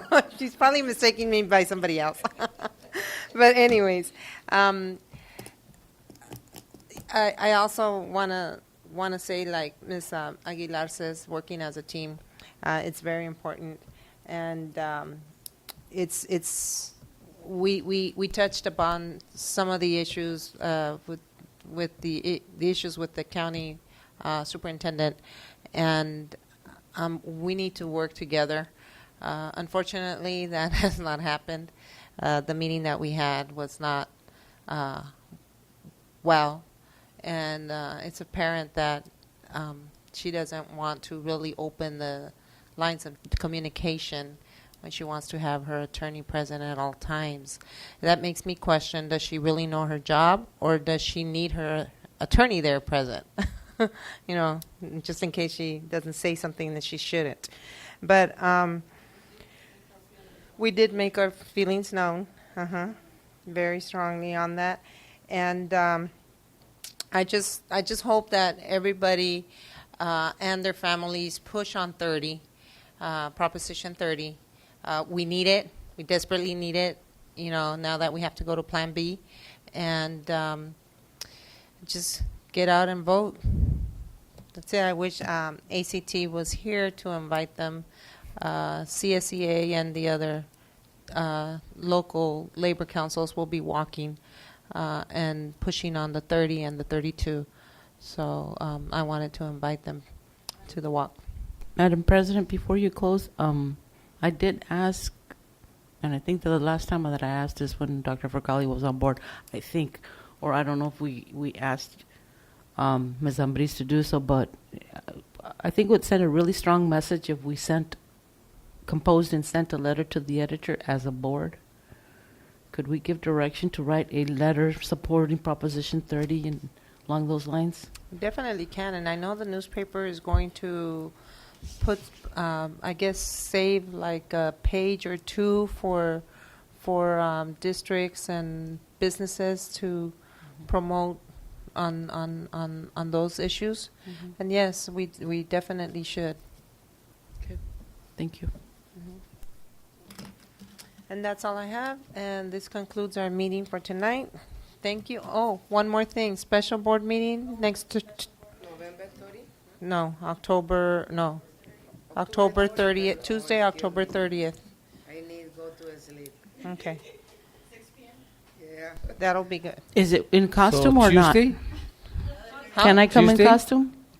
We can come in costumes if we want. Do we I need thought a- we do we already need a wore 'em costume? to We the need meetings, costume. Do we need a costume? I think we need costume. Yes, we do. We may be here till the 31st. I'm going to wear my costume. Thank you. I adjourn this meeting.